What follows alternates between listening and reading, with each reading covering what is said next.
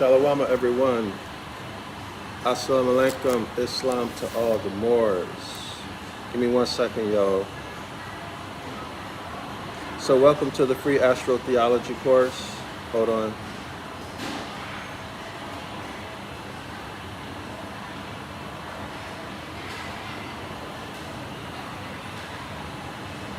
Give me 1 second, y'all.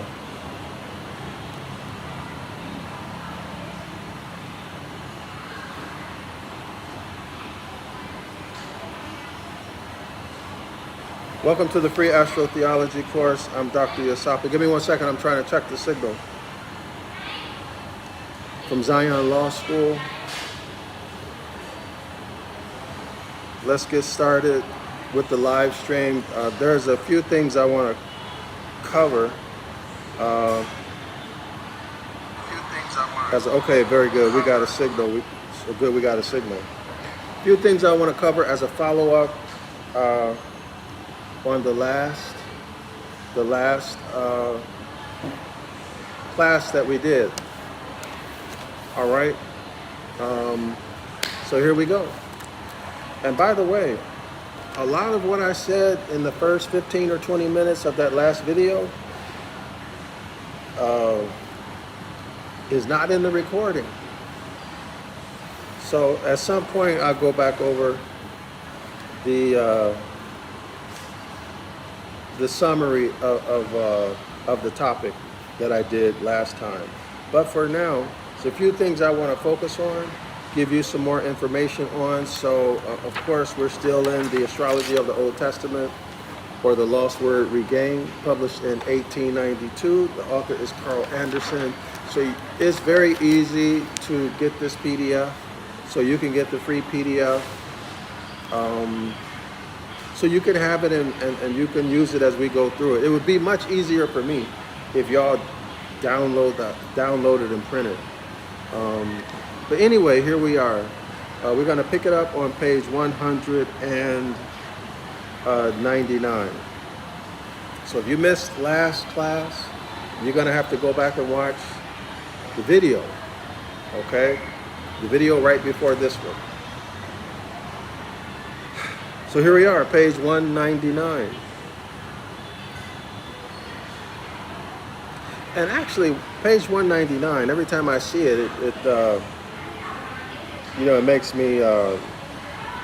me think about the numerology of it. Whether the page numbers are coded, it appears that the page numbers are coded in most of the books that I have gone through. I can predict the content on the page by the page number a lot of times. But anyway, the subheading for page 199 is signs and meanings of the 12 books. What 12 books?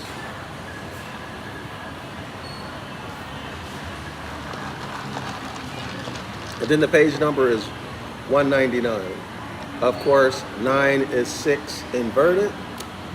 9 is the womb, right? 9 is the womb, the circle at the top, and then the line at the bottom. So that's the vaginal canal, and then the womb, right, y'all? And then 1 plus 9 is 10. 10 reduces to 3, okay? 9 also reduces to 3. In other words, 10 is 9. 9 reduces to 3.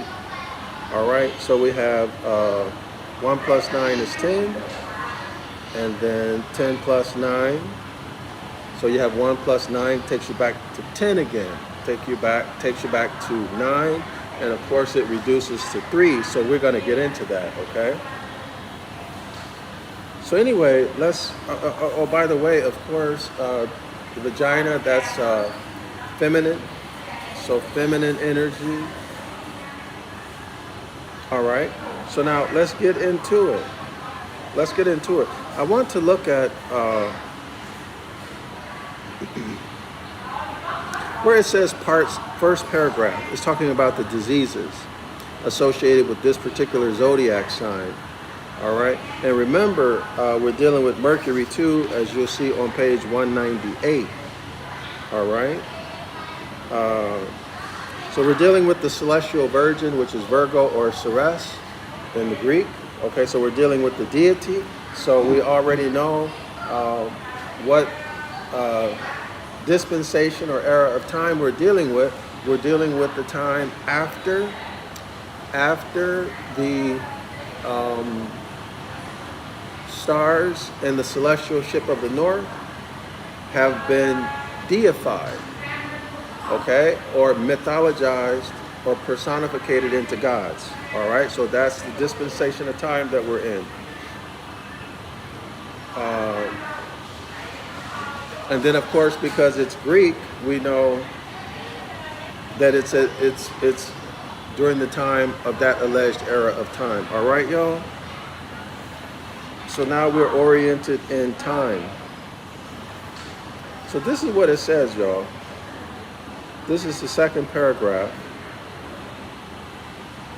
a little bit above the middle.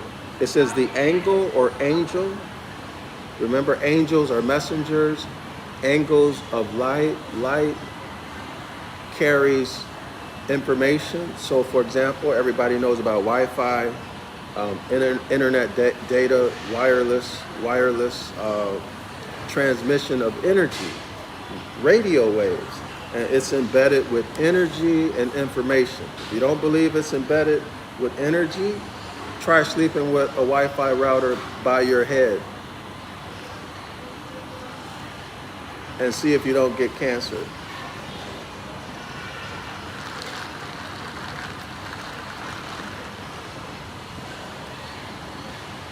Also, energy and information. So your phone has a computer and a processor. It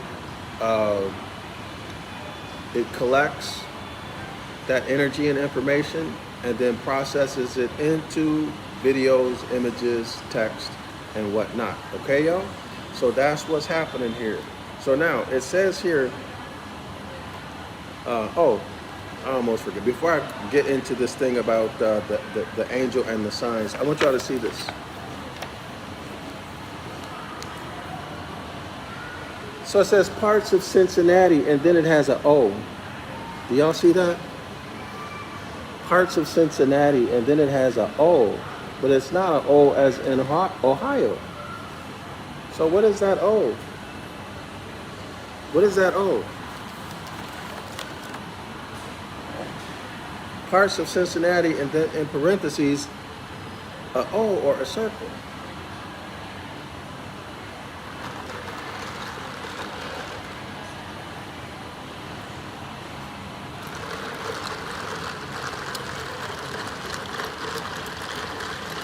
And it's talking about the cities that Virgo rules over.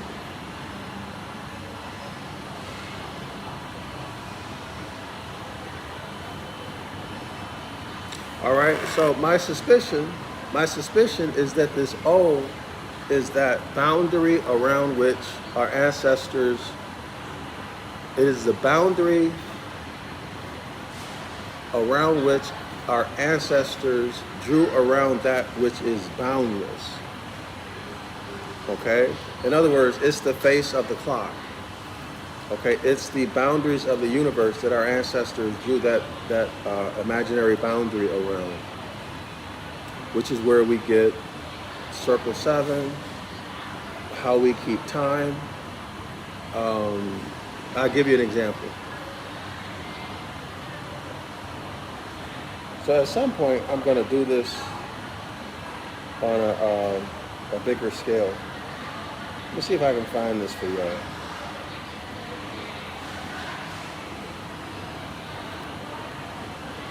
So give me 1 second. Let me see if I can flip this, if it'll be better.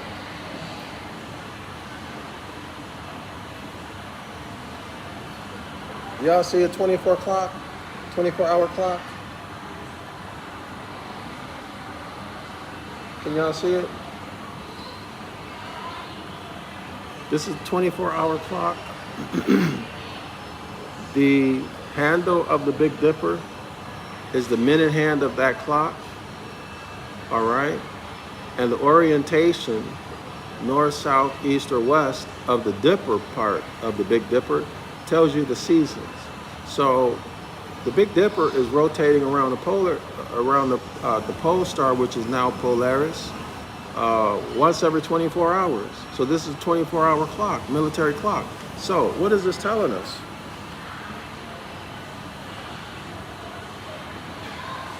What is it telling us? Well, one is that if you can look into the sky and tell time, you are free. You are independent. You don't need to go out and buy a watch. You don't need to make a watch. Y'all see what I'm saying? You can look up in the sky. It has already been provided for you. And like the old wise man said, everything of value in life has been given to you free at birth. Your six senses, your eyesight, your hearing, taste, touch, smell, love of family, your ability to produce heirs, to inherit, to receive an inheritance, everything of value. Earth and everything that comes from it that you must discover, and you can make something from it and create value. That's called property. Y'all see it? All given to you for free. All right, and I guarantee you this, for the young men, even the older men, this is my opinion. I'm biased. I think you could impress a woman more if you can show her what time it is by the stars. If you could look up and tell her accurately what time it is. You don't think a woman would be impressed with that? Y'all? You don't think she will think you know something? There's still women out here who want to be with a man who's learned and who demonstrates the ability to learn, and like she can learn something from him. You know what I mean? But now, the topic, the reason why I do these videos is to help us return to the mindset of our ancient foremothers and forefathers. The mindset, part of that mindset is reckoning time by the stars. So this is only one way. This is circle 7, right? The Big Dipper is composed of 7 stars that circle around the pole star, which is Polaris, okay? Circle 7. Y'all know what time it is. That's where we get it from. It's written in our DNA. See, if you had to go out and buy a timepiece or watch, we wouldn't sit around and say, I know what time it is. Okay, it would not be built in us. All right? But even as the Solarites, who are our adversaries, our opponents, regardless of their complexion, regardless of how pale or how dark they are, Solarites and hybrids are the enemies. But anyway, so here we go. So remember the 24-hour clock, that gave us time. We can reckon time by the tail of the pole star on a 24-hour basis. And if you want to, you can do that on a 12-hour basis. All right? Now, let's reckon the seasons, the time according to the seasons. Y'all see that? So the position of the Dipper will tell you the season. Hope everyone can see that. All right, now this is how our ancestors reckon time. 24-hour time, or 12 hours of daytime, or 12 hours of nighttime, however you want to divide it. Or just a 12-hour clock. And this is how you can even just determine the seasons. All right, from the celestial ship of the north. This is the celestial ship of the north. This is what Elijah Muhammad and the minister Louis Farrakhan rock. This is what they rock on their fezzes. Right in the center, the executive function of the brain, right in the center. They're rocking it right there.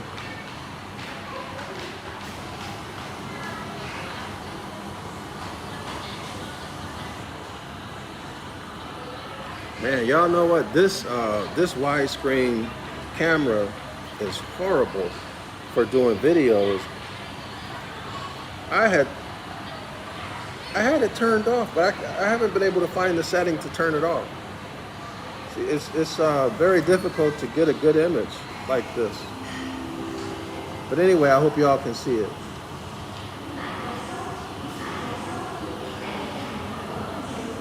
That's circle 7. That's reckoning one demonstration of reckoning time by the stars. Now, of course, there are other stars that you can use in collaboration with the Big Dipper, or the thigh of, this is the thigh of the Great Bear. This is the thigh of the Great Bear. All right.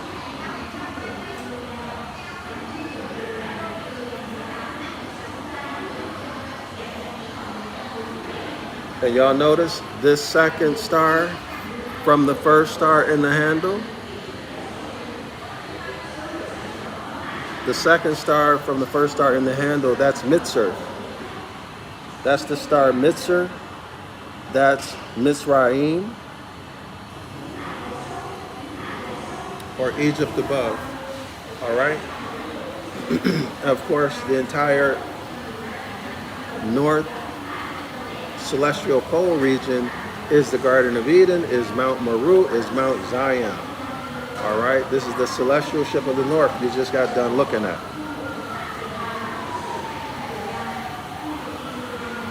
All right, y'all. So anyway, let's go back to the second paragraph of page 199. All right, remember feminine, we did the 9 and the 3, that's feminine, and we're talking about Virgo. Virgo is feminine. So the angle or angel, the energy and information, that's the cosmic part. The angel is the dogmatic religious part. The angel or angle of the sign Virgo is called Hamaliel. Hamaliel. So L is suffixed. It's suffixed to the name. Okay, y'all? L is suffixed to the name. So when we look at L, cosmically it has two applications.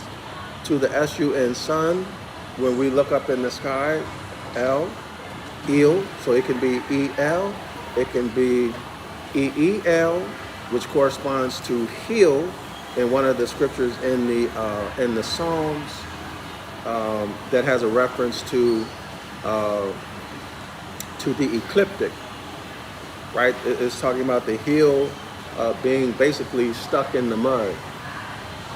Okay, so this stuck in the mud would be the sun ascending from December 25th, right? Ascending from December 25th. But that's another story related to this in a way. But anyway, Il, heel, HEEL, EEL, EL, AL, blah, blah, blah, blah, blah, okay? And then, of course, Il is also Saturn. Il is also Saturn. But remember, Saturn was made into a god. So Saturn traces back to Soot, the first formed masculine star, which is Sirius, the dog star. Okay? All right? So we trace it all the way back to the first or the original Zodiac. And of course, Sirius is the hour hand of the clock of destiny, and the tail of the great bear is the minute hand of the great destiny. All right, so that celestial clock is the clock of destiny. And that references back to that O, that zero, that circle. parts of Cincinnati. But I don't know. That's what I'm thinking, because if it's Ohio, it would be OH, right? If they wanted to abbreviate it. But back at this time, they were not abbreviating states. So actually, now that I think about it, it would not be OH. They would have just spelled out Ohio.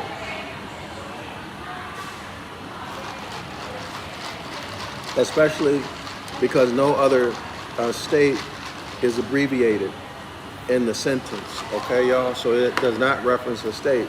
That would be out of context. But anyway, so maybe what I'm saying is right or close to right. So anyway, so the angel is Hamali El. All right, so as above, so below. As below, so above. The Hermetic Law of Correspondence, which is I think Emerson's. I'm getting this from Napoleon Hill, Think and Grow Rich. I think it's the equivalent of Emerson's Law of Compensation, if I remember the story correctly. But if not, it ain't. But anyway, let's keep it going. So ill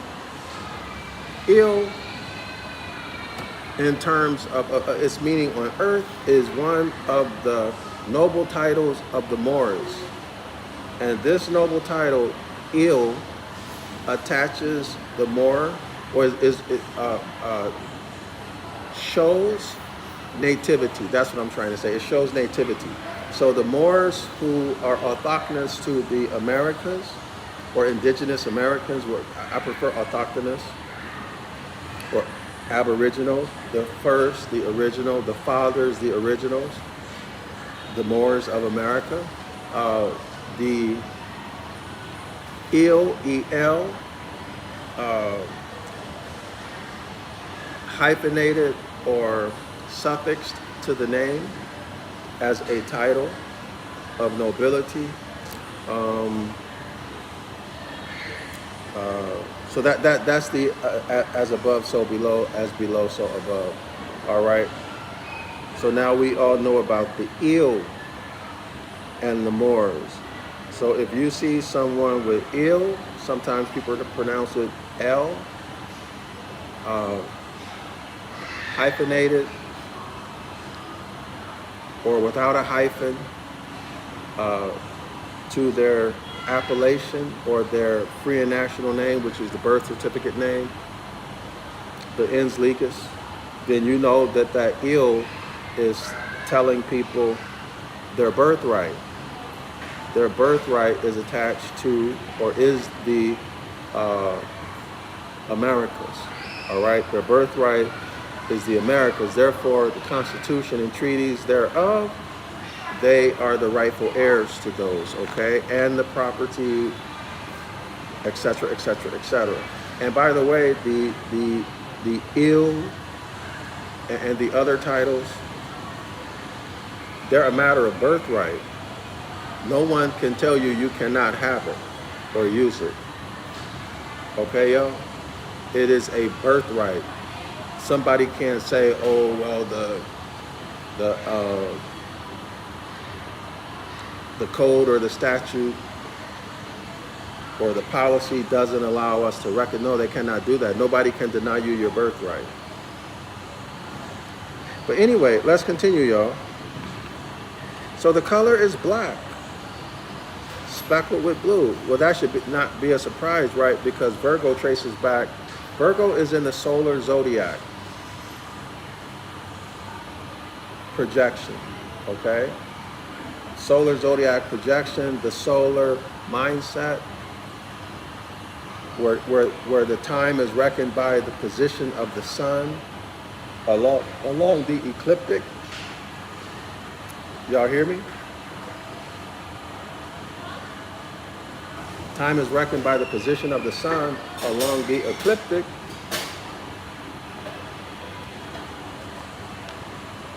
And then reality, of course, is based on the agricultural cycles and dogmatic religion. Dogmatic religious beliefs. These are the solar religions coming out of Christianity. That's why you get the Judeo-Christian legal system, or manifest destiny. This is the reality that everything is based on, right? Now with the Catholics, they had the papal bull. Oh, it's not coming to my mind. Manifest destiny is a remix. Oh, the doctrine of discovery. Okay, so this is how they base reality, right? All right. So now the solar zodiac, the solar astrology, they base reality based upon, on a 24-hour basis, time, right? The 24 hours in a day. Okay, at the equinoxes, 12 hours of daylight, 12 hours of night.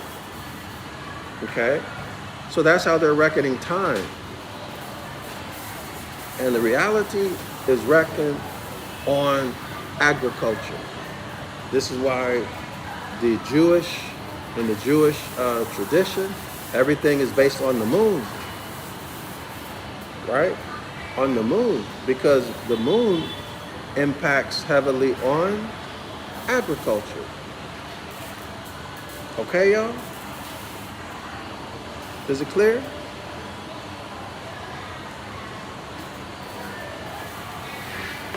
Whereas in the mindset of our ancient foremothers and forefathers, we reckon time by the stars, one way I just showed y'all with Circle 7, the Big Dipper, the tail of the thigh of the Great Bear, or the handle of the Big Dipper, is the minute hand of a 24-hour clock.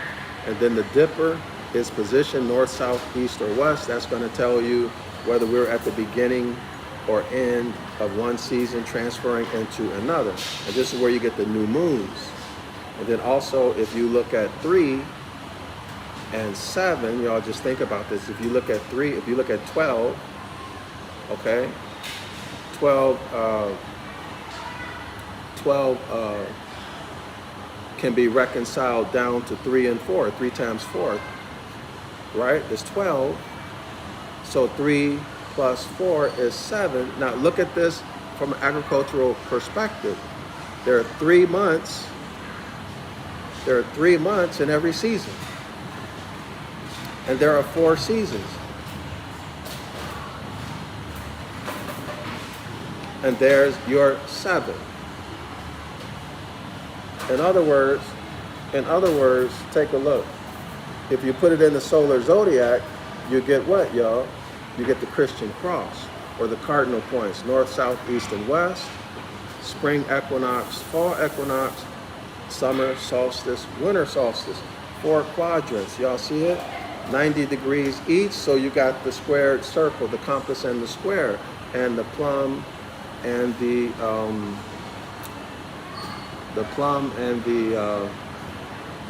why I'm not thinking about it. The plum and the line. I don't know why am I not thinking of it? Everybody see?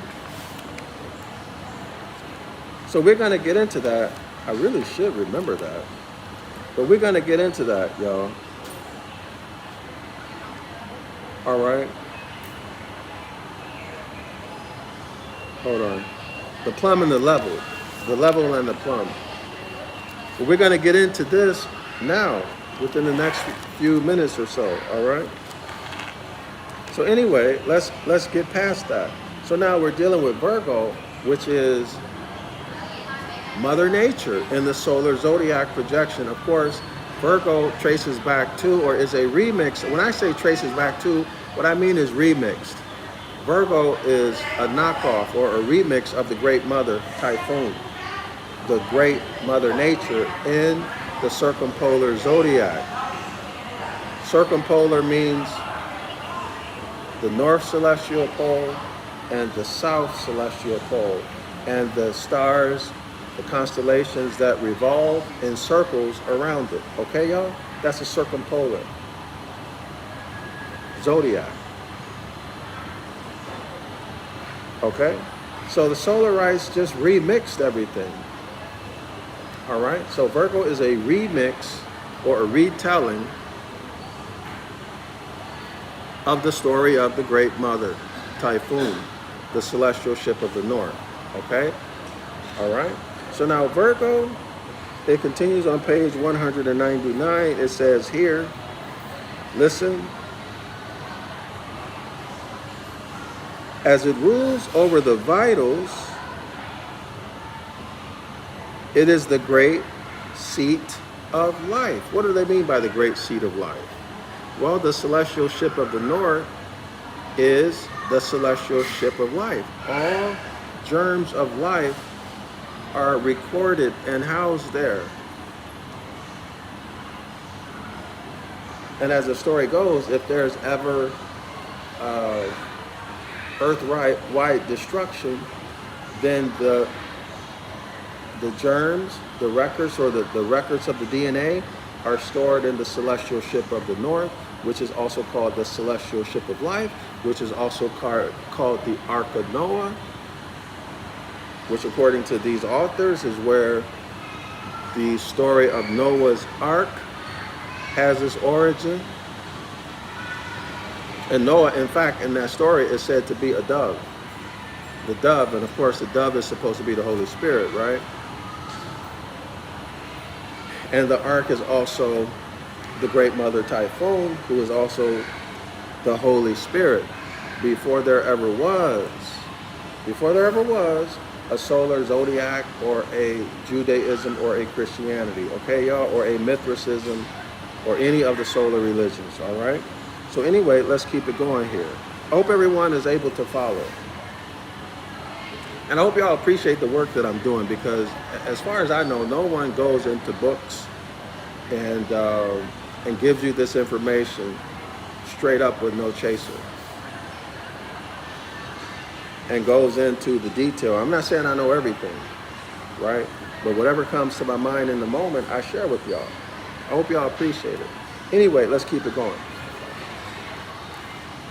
So the color is black, speckled with blue. That's no surprise, because the Great Mother Typhoon is imaged as intensely black or absolutely black. Okay? In other words, what do we call it, y'all? Blue black, right? Blue black. Or dark blue speckled with white. So black they shining. Y'all know how we do it, right? So in man, it corresponds to the belly or entrails and the stomach. Okay, so what's the relationship? Well, we eat the vegetable, we eat the fruit and the vegetables, the harvest that Mother Nature provides us with, right? It goes to our stomach, our GI tract.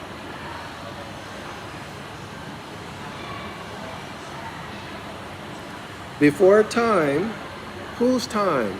Y'all ever thought about this? History, his story. His story. Before time, before Solarites, before the Solarites, the Osirians changed how we reckon time. This is what he's talking about, in my opinion. All right? So before time means we're not talking about when the whole planet reckoned time by the stars, reckoned reality by the stars and natural cycles. Let me rephrase that. Terrestrial cycles, biological cycles, and then celestial cycles.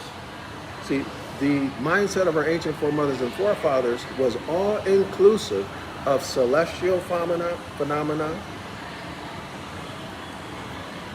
terrestrial phenomena, meaning all the things on the earth, the water cycle, the carbon cycle, the nitrogen, all the many cycles. I'm going to go through these, and then the biological cycles. And then the time cycles, right? 24 hours in a day, how time is reckoned depending on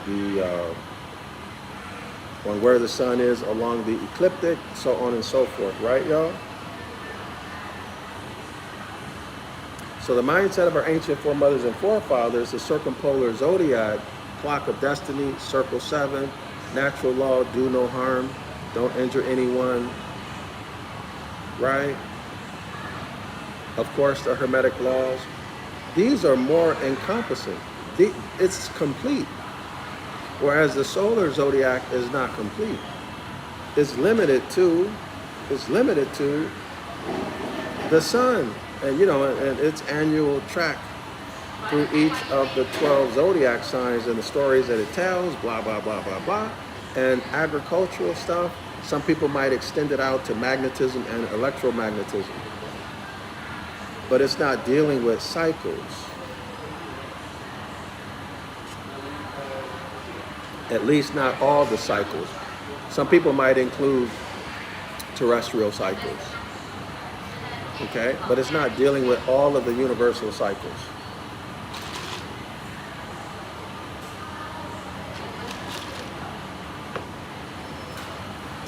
There's even cycles, y'all, of wars, right? So far, there's 2. Some people say there's a third one that has already taken place, the silent war. Some people say another one is coming or is about to start, right? There's economic cycles, all kinds of cycles. Okay? So anyway, let's continue. Before time, before the solar zodiac projection, but when 10 signs were used. So you see the solarites, they can edit the number of constellations at will for any reason. They can just edit it. But when 10 signs were used, this was, and here's the point I want to get into a little bit more. This was the union of I and O. This was a union of I and O. Well, I and O, well, let me read it.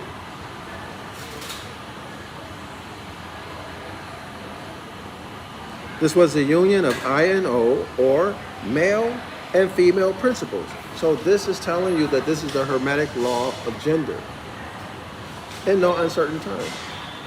It's the union of male and female principles. So what is it? It's male on this side and feminine, masculine on this side, feminine on this side. And where do they meet? Somewhere in the middle. Right? It's the union of them. That's just dealing with the Hermetic law of gender. Y'all follow me? Keep that in mind.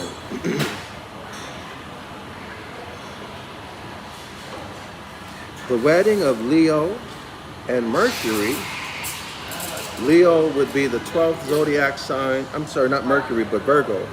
Virgo is the first, at this time, Virgo was the first zodiac sign.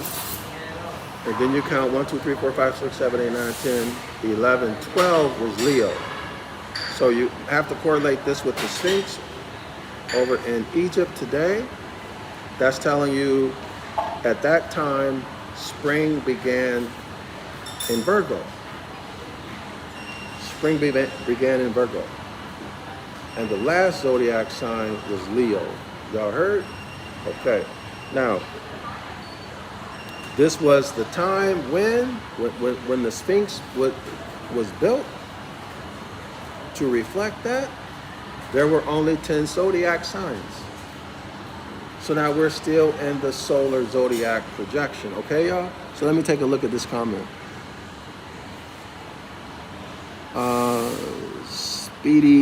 Speedy Cheetah says, nowhere in the Bible does it confirm your sayings. How do you know, Speedy? Why are you preaching things that are not in the Bible? Speedy, you just are not aware. Just because you're not aware doesn't mean it's not there, okay? So, that's common sense, Speedy. But anyway, let's keep it moving. Signifying Listen, signifying the union of spirit and matter. Signifying the union of spirit and matter. Signaling the union of spirit. Well, what is spirit? Spirit is pure darkness or absolute darkness, intense darkness. Spirit is the great mother typhoon. Spirit is the celestial ship of the north. And what is matter? Light. Light is matter. Sunlight, starlight is matter. Well, let's check it out. Here's the celestial ship of the north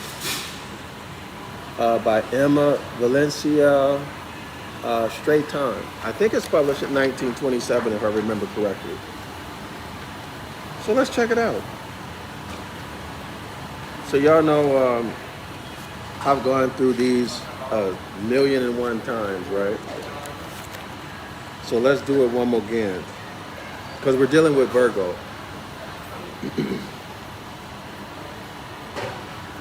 All right, y'all ready?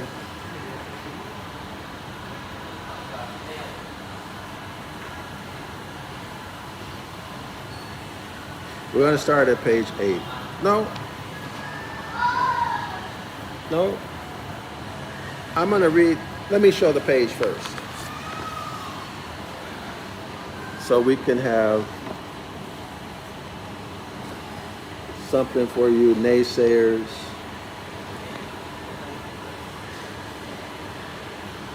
Pause it on the replay, y'all, okay? Those of y'all who want to argue and fight, instead of contributing something to the discussion that's meaningful.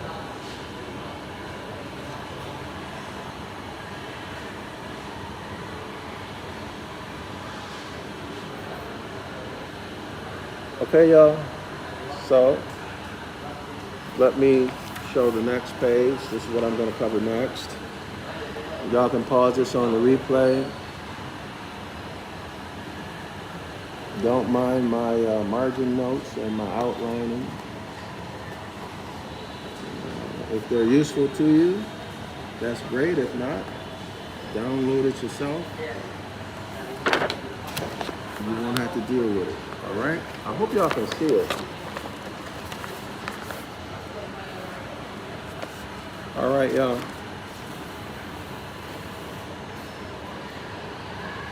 So this is page 9. So we're going to consider page 8 and 9 right now. All right? All right. So here we are.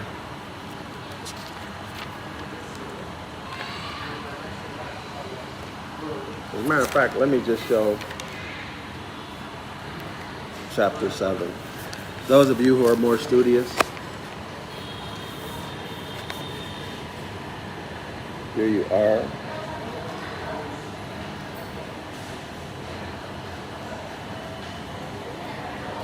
This wide lens makes it very hard to show pages and images. Anyway, so here we go, y'all. Here we are.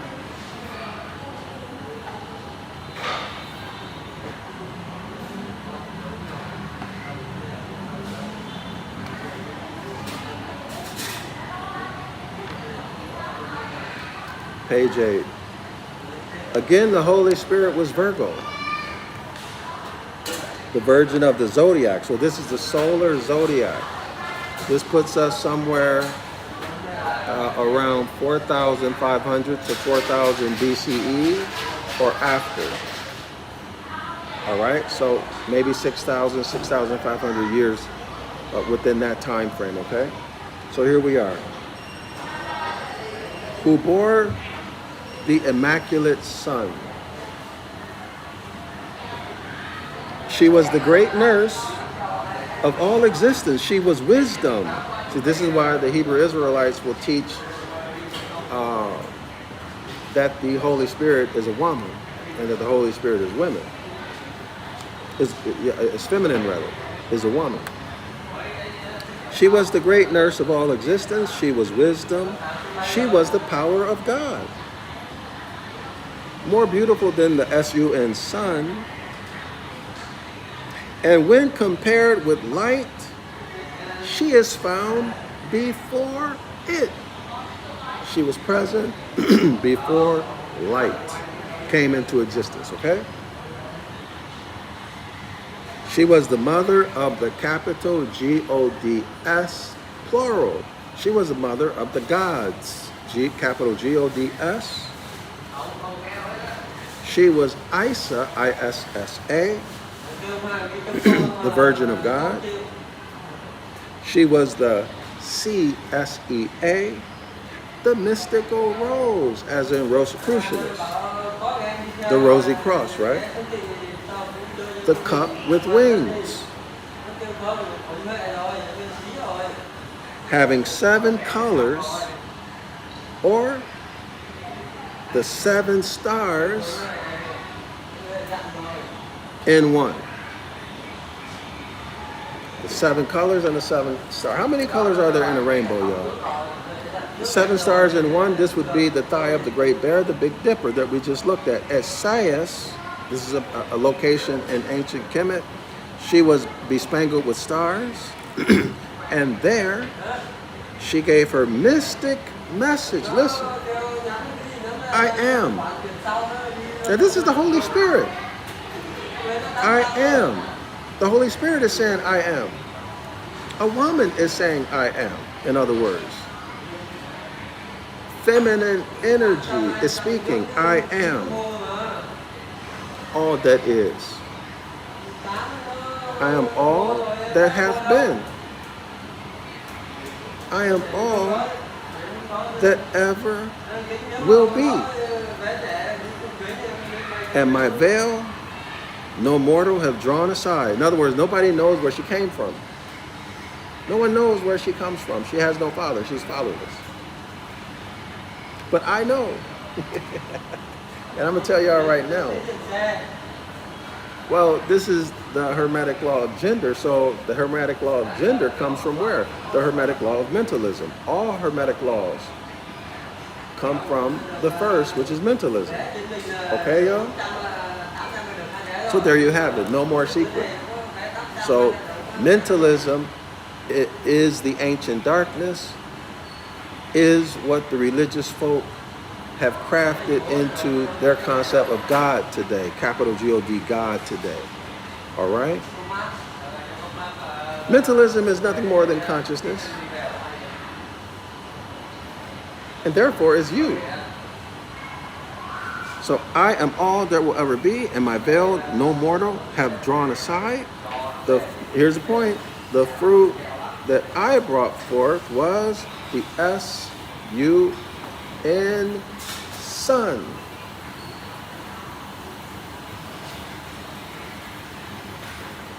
Listen to what else. She has been imaged as intensely black, her bosom bare, crowned with a golden pyramid, about which twined an immense serpent, night and darkness belong as symbols to very great antiquity. In other words, they are ageless. Can't calculate how old these symbols are, night and darkness. Listen, y'all, a superabundance of darkness metaphysically is light. Darkness adopted illumination in order to make itself visible. So this is coming from a quote from a famous astrologer called Robert Flood. All right, did y'all hear that? Next paragraph. Out from the boundless abyss of darkness, acted upon by divine power, came the holy light. Paracelsus called the sidereal light the astral light. Listen, y'all. The reflection of the great immaculate mother. Well, wait. So the great mother Typhoon is called immaculate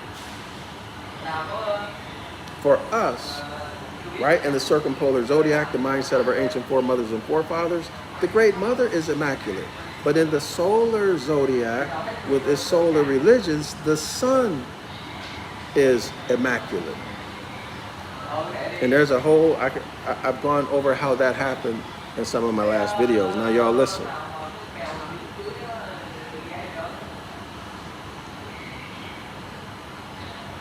The reflection of the great immaculate mother, this is the astrolite, to whom the name of astrolite had been given, a name never given to the father, or the fatherless son. In other words, this would be the tetragrammaton, Yahweh, Yahuwah, Yahoo, whatever you want to, however you pronounce it, or the fatherless son. This would be Mithra, Buddha, Jesus, Yeshua, Krishna, all of the solar sons of God, right? Who was placed on the physical plane as the lowest of the manifestations. Now, let's continue.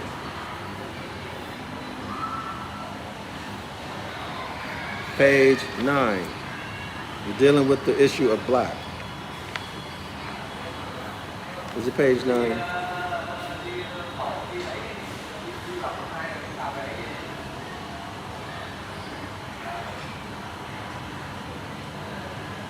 Okay, all right. Page 10, Rev. Page 10.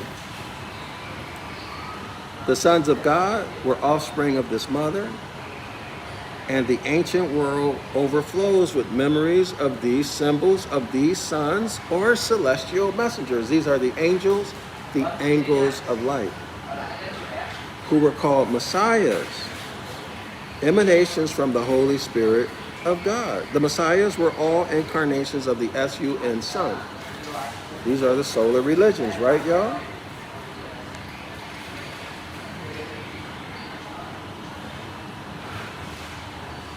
They were all concealed, buried, and arose from the dead by typifying the setting and the rising of the sun. So this is the natural phenomenon, right?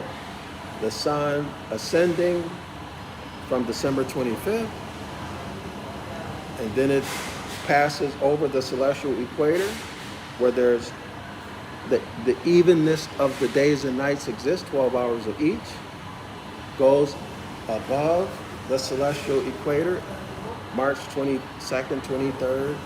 Now the number of hours in a day are more than 12. And they don't decrease until sometime around September 22nd, 23rd.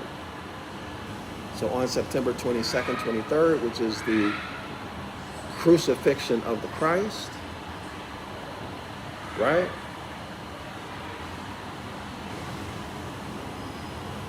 Now, the number of daylight hours are less than 12. Okay, so the number of daylight hours at the fall equinox, September 22nd, 23rd, is 12 and 12, even, right? Equity courts, justice, righteousness, so on and so forth. What?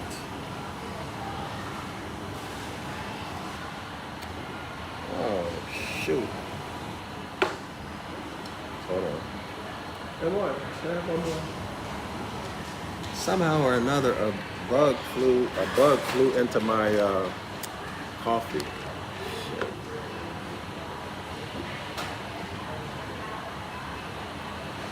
Okay, y'all. So now that there are more than 12 hours of night, this is taking us into fall and then winter, right? Or the rise and the fall. As it says here, they were all concealed, buried, and arose from the dead. Okay? That's what it's talking about. The sun rising and sun setting. Okay? Of course, there's a sunrise and a sunset on a 24-hour basis. And then there's a sunrise and a sunset. The sun is rising into the kingdom of heaven, right? In Aries, March 22nd. And then, of course, the sun is falling. It begins to fall after the summer solstice. The elevation of the sun begins to fall in elevation, and then eventually it crosses below the celestial equator. And oh, by the way, the sun takes on the title of Christ at the summer solstice. All right, y'all? And then, of course, on the winter solstice, the sun is said to be dead because it's no longer casting a shadow, a 1-degree shadow on the sundial. So our ancestors, speaking concretely as the paradigm was, said, oh, there's no shadow being cast, so the sun is dead. Right? And then the sun is born again on December 21st when a full 1-degree shadow is cast on the sundial again. Okay, so this is another aspect of the solar reckoning of time. Okay? And the solar reckoning of reality, all based in agriculture. Y'all got it? All right. All based on the sun. But anyway, I'm kind of getting away from what I wanted to go to. So let's continue. I'm going to drop down a little bit. The Garden of Eden, or paradise, was the place of birth of man and of time. The Holy Spirit was a garden, the garden of paradise. So now do y'all see the correlation between Virgo and a garden, fruit and vegetable? Do y'all see it? And how in man it relates to the GI tract. All right, so let's continue. The female principle under its venerated symbol, the Garden of Eden. All right, y'all? In this garden, which was called Meru, vowels are interchangeable. So let's change the E and the U to an O. We get Moro. You'll find Moro people over in the Philippines right now. These are Moors, which was called Moro or Moors. The garden was called Moors. Look up land in a law dictionary. And one of the meanings of land is Moors.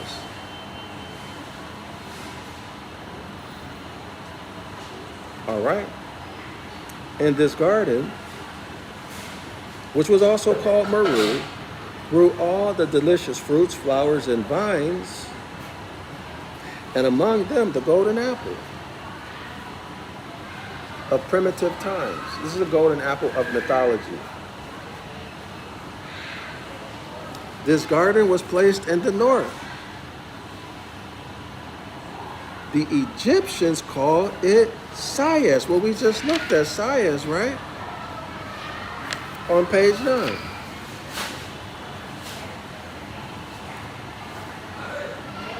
Proclus remarks, quote unquote, it partakes of a particular emanation from God. This is the Garden of Eden. The North Pole itself is the Garden of Eden, the North Celestial Pole. The North that was called sacred. The home of the constellation of the Great Bear. I just showed y'all that, right? The Genetrix, that's the womb, whose 7 stars were the 7 sailors who watched over and ever will watch over the celestial sea. Now, y'all know the Pope says he has what? The Holy See. So he's using the Hermetic Laws to rule you. Because the great celestial abyss, that's the cosmic sea. The Gynomatrix. So he's claiming ownership. Okay, he's talking about the Holy See, the water. By the way, water is necessary for life, but it's also something that will take life. Like that.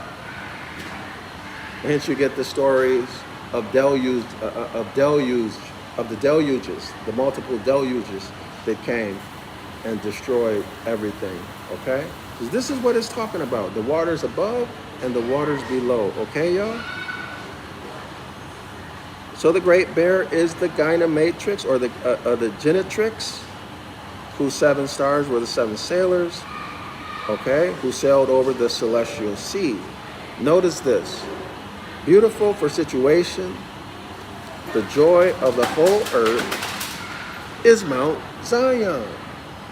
This is the celestial North Pole, is the joy of the whole earth. Mount Moru, the mountain of the Moors, is the joy of the whole earth on the side of the north. On the side of the north. Y'all see it?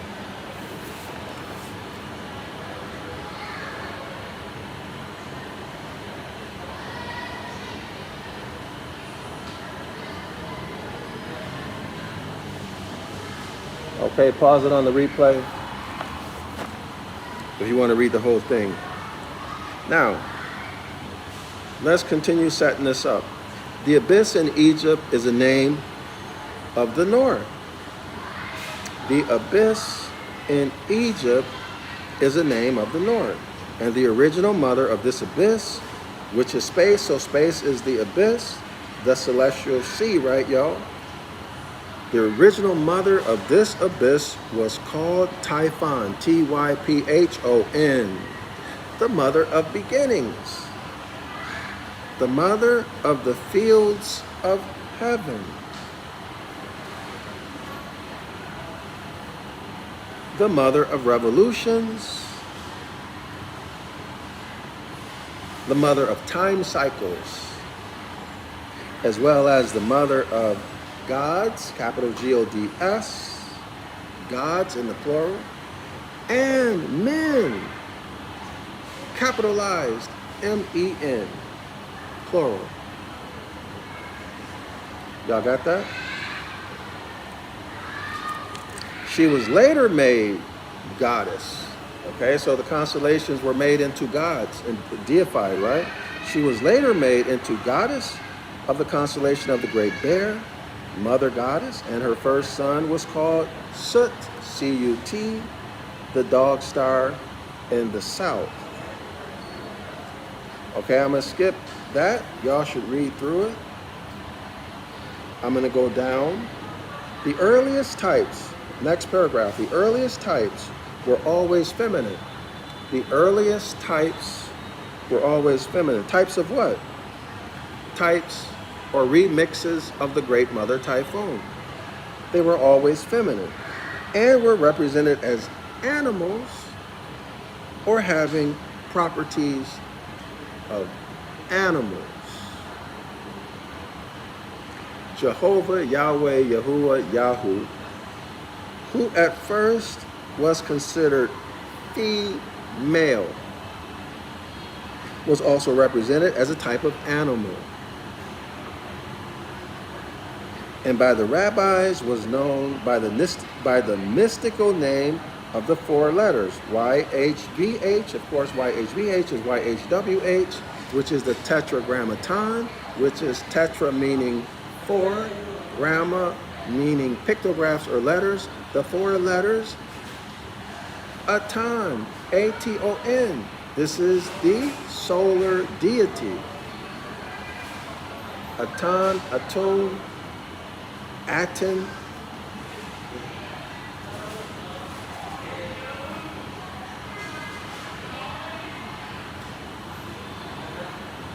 Okay, y'all. So now there's just one more reference I want to give y'all on this topic that makes the darkness even more clear. I think it's page 14. Yeah, page 14. So this is the footnote, the second footnote on page 14. The Egyptians, this is so important. This is so important for everyone to get and understand, comprehend rather. The Egyptians symbolically named God. Now y'all know that God is not an ancient term. Right? I think it's Old High German. is relatively recent. Medieval times, God. And the word God is a trick bag. It has so many meanings, and none of it is what you think it is. But here it is. The Egyptians symbolically named God, that's the modern day concept of capital G-O-D, ancient darkness. So what y'all call God, our ancient ancestors called ancient darkness. Ancient darkness ain't no person. Listen, of this darkness, H.P. Blavatsky writes, quote unquote, darkness is the root of light. Darkness is the root of light.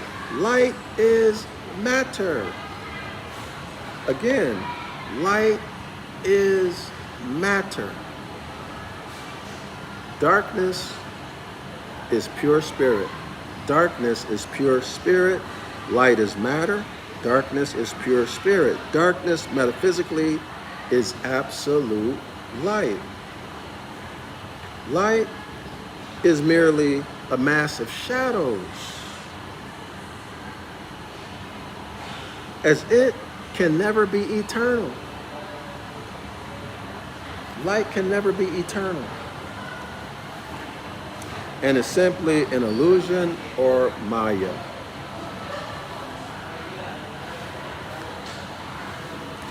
All right, y'all, so let's go back to it.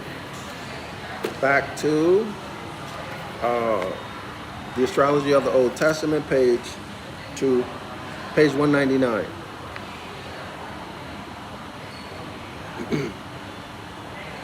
Before time, that means before the solar zodiac dispensation that we're in right now.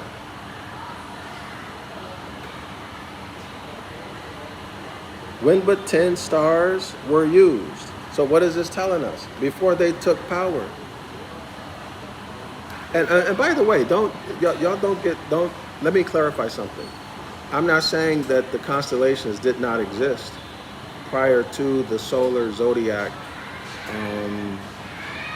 coming to power and coming to dominate before they wiped us out. I'm not saying that. What I'm saying is that the Solarites, what I'm saying is that it came later, much, much later, and then the Solarites carved it out. Imagine if you have a picture.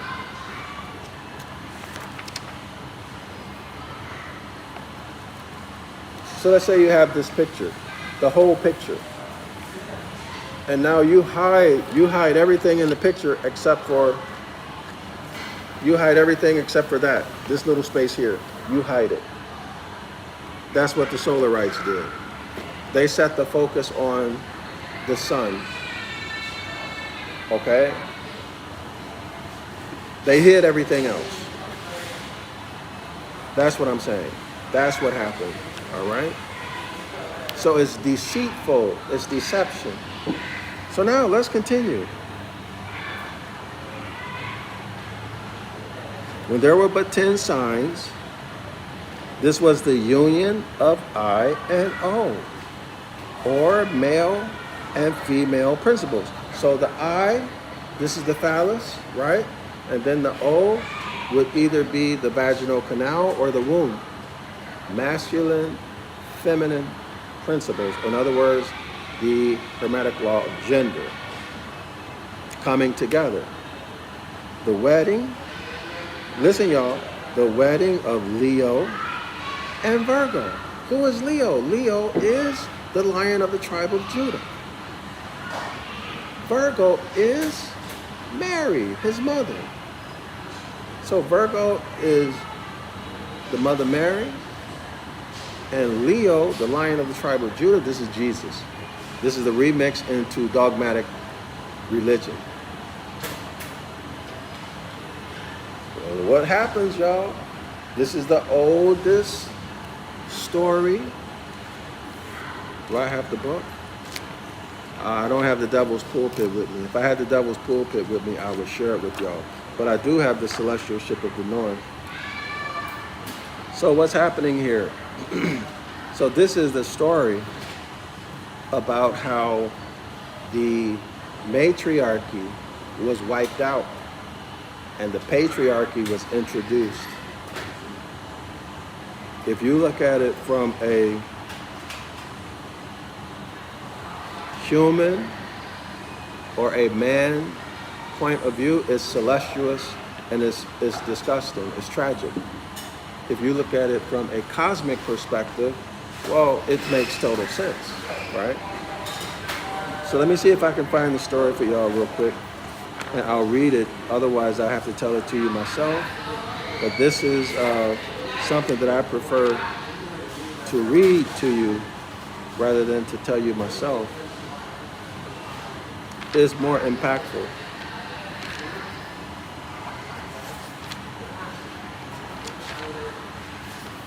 Hold on, y'all.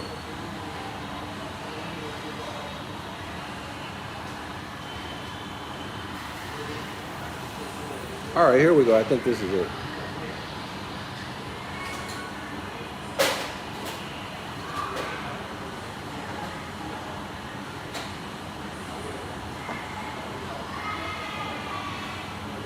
No, it's not it. Hold on.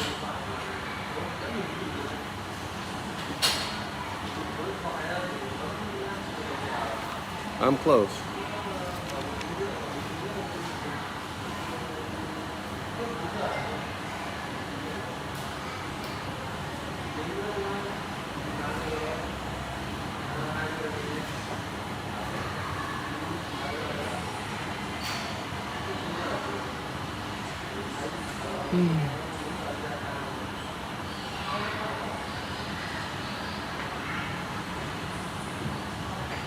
One second, y'all.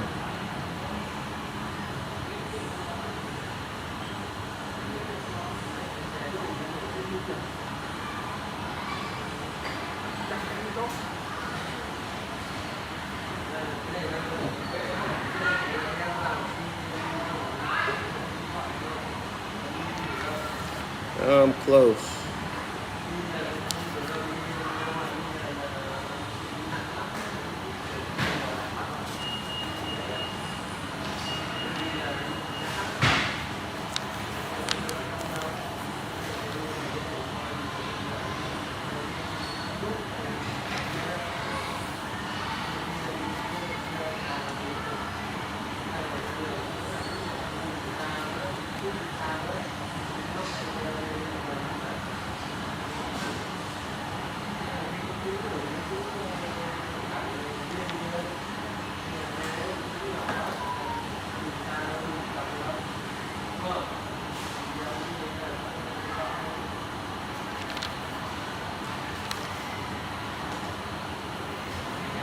All right, here we go. Page 12. All right. So here we go, y'all. Let me show you this paragraph right here.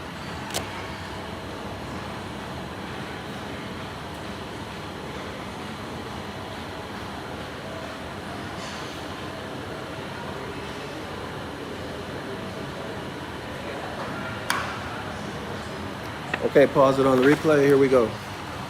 The original mother Typhoon, quote unquote, Lady of the Heavens, was mother of the male child known as Soot, who grew up to be her consort and who eventually became his own father in the character of the generator. So, of course, the mother was remixed into Virgo. Virgo was remixed into the Mother Mary. Soot was remixed into, y'all ain't gonna like this, Satan, right? Soot was remixed into Jesus, the Messiah, or messenger, all right? I know a lot of y'all don't like that, but that's just the way a TI is, all right? So now you have the mother and the child. Now in the mythology that we're reading right now, the mythology, the teaching tool, Listen again.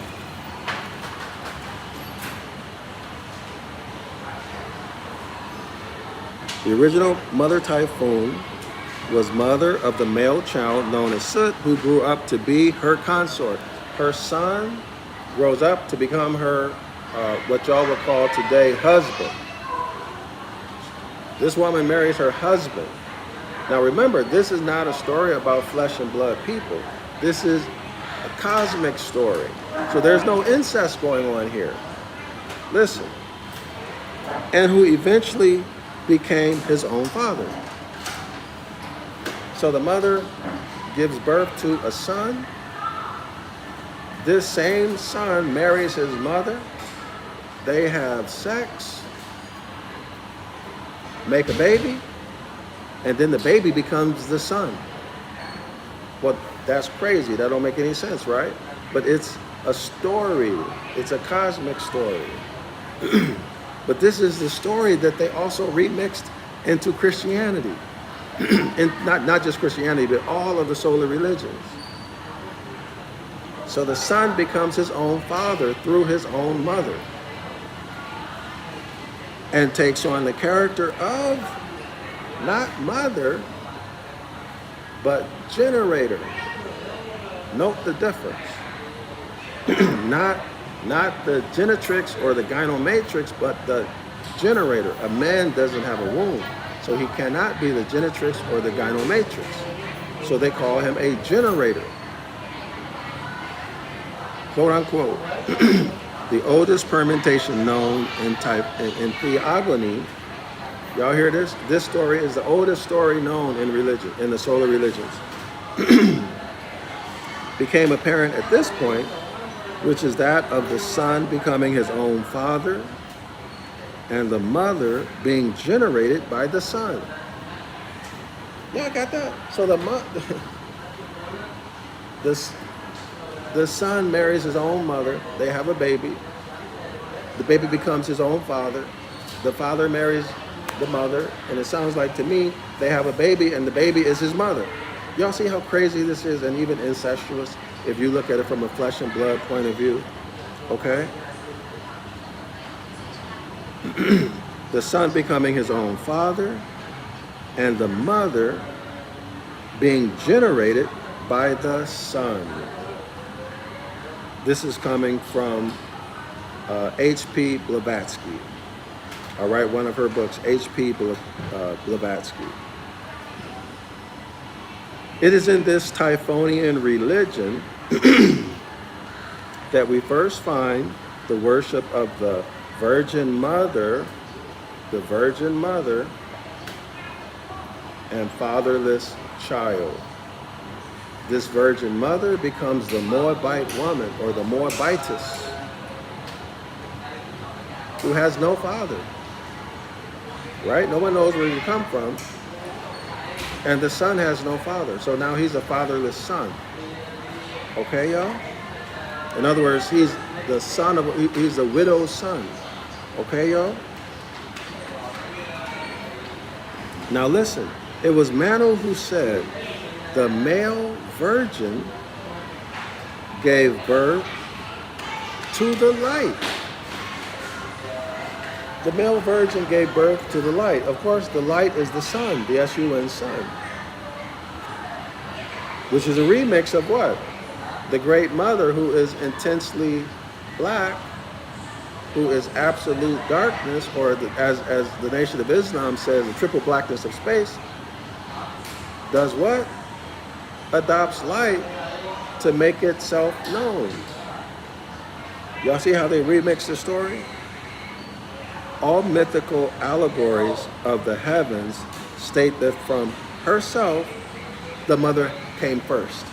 In other words, she didn't have a father. She's what? Self-generating.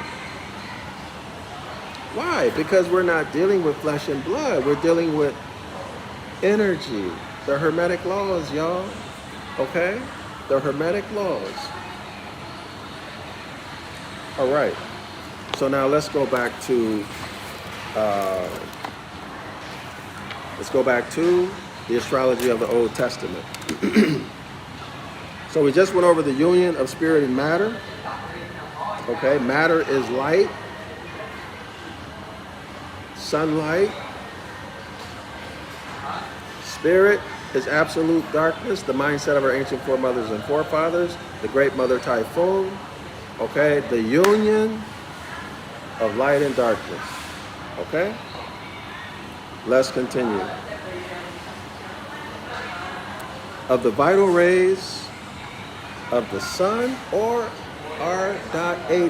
right ascension meridian. This is the east gate. This is Aries. In other words, this is the spring equinox.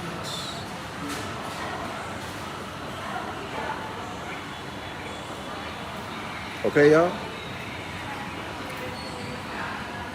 With the earthly natural body Virgo. Y'all see what's happening here? Y'all see what's happening? So now the sun, remember, the way the Solarites reckon time is by the sun and agricultural cycles. Okay, the sun and agricultural cycles. All right, so here we are. So the union of spirit and matter of the vital rays of the sun, or RA, right ascension, with the earthly or natural body, Virgo, the celestial virgin. Uh-oh, where's this going, y'all? Who, listen, who was to bring forth fruit from the overshadowing of the Lord of hosts. What is this talking about? This is talking about in Leo,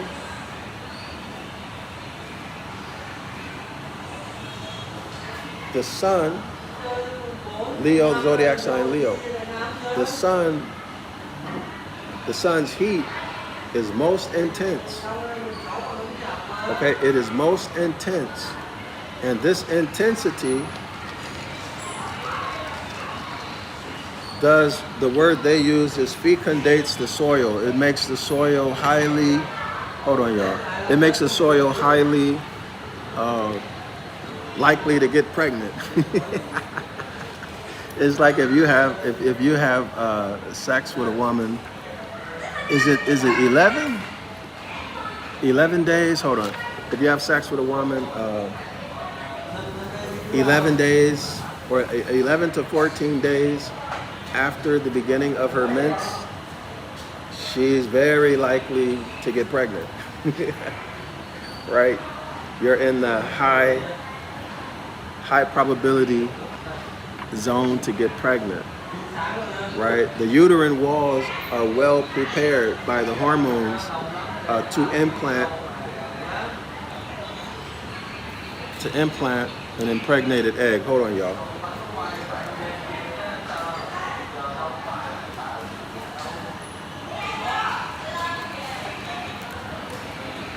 Okay, so this is the case in July.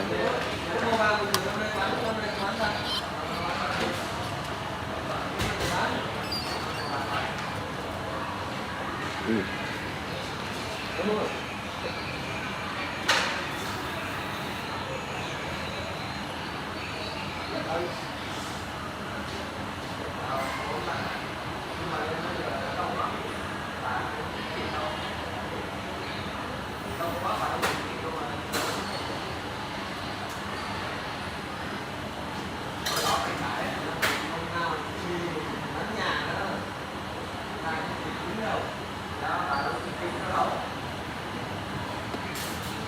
Okay, y'all, that woman is likely to get pregnant if you're getting busy at that time, right? So the intense heat of the sun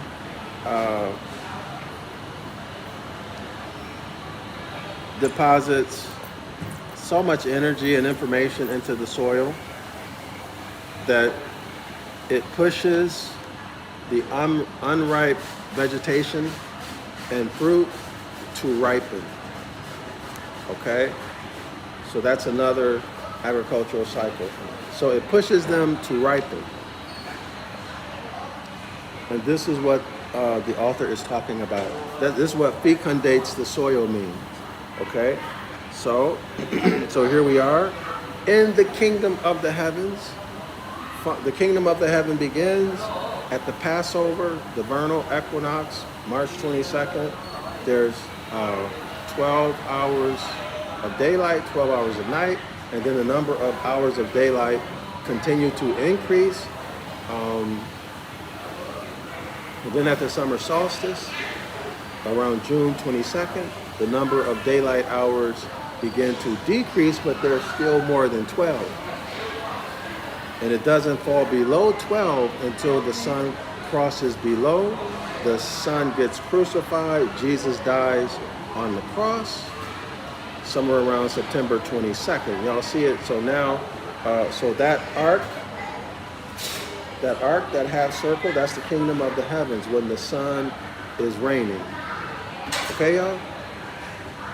So this is what the author is talking about.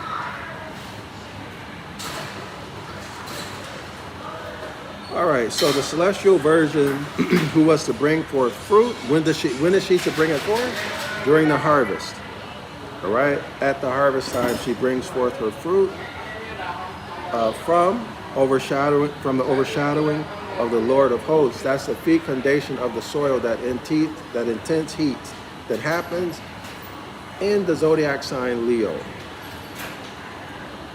Viz, the SUN sun elevated above it in midsummer, that's the summer solstice, and thus fecundating the womb of nature, which is the soil.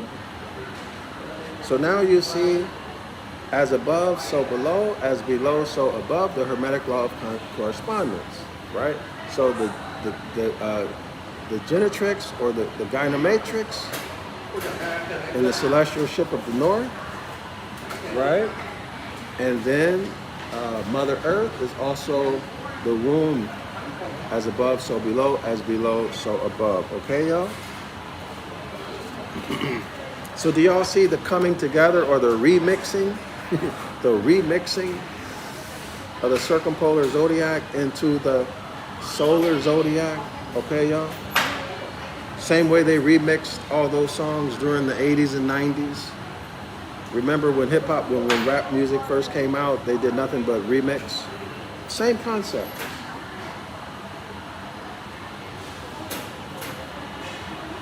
Okay. Whose refreshing dews and moistures quickened by the rains of the mother Isis, or Mir. So that means water, right? Remember the waters above?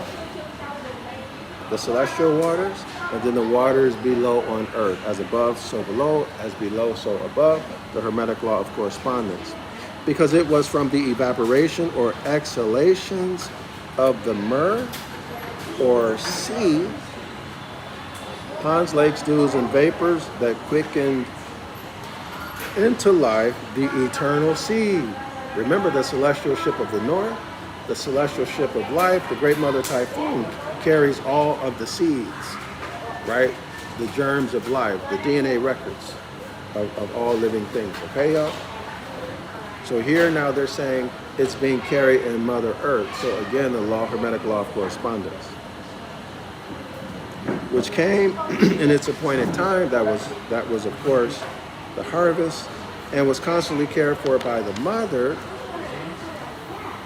who is Mer, viz. The Virgin Queen of Heaven. This is the moon.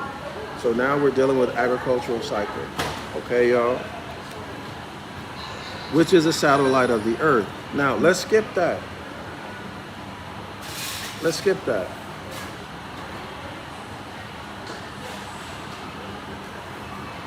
Let's go down to maybe how many lines? 1, 2, 3, 4, 5, 6, 7, 8, 9, 10, 11. Let's go down to about 10 lines. No, 9 lines. Let's read. No, 1, 2, 3, 4, 5. Let's go 6 lines down. Isn't that interesting? 6 is the number 6 is the penis, and then the testicles. Okay. So, as this was the original central sign, the original central sign was Virgo Leo. or the physical representation on Earth is the Sphinx. This was the original central sign in which sundown commenced. So sundown would be on a 24-hour basis, right? Of unripe fruits as well as fall. So also fall season, okay? As the caloric months, the hot months, the summer months, the kingdom of the heavens, of August and September, of unripe fruits, the really seventh month. So here we are with sevens again. Okay, so now remember, 7 is 4 plus 3. 3 months per season. 4 seasons, 7.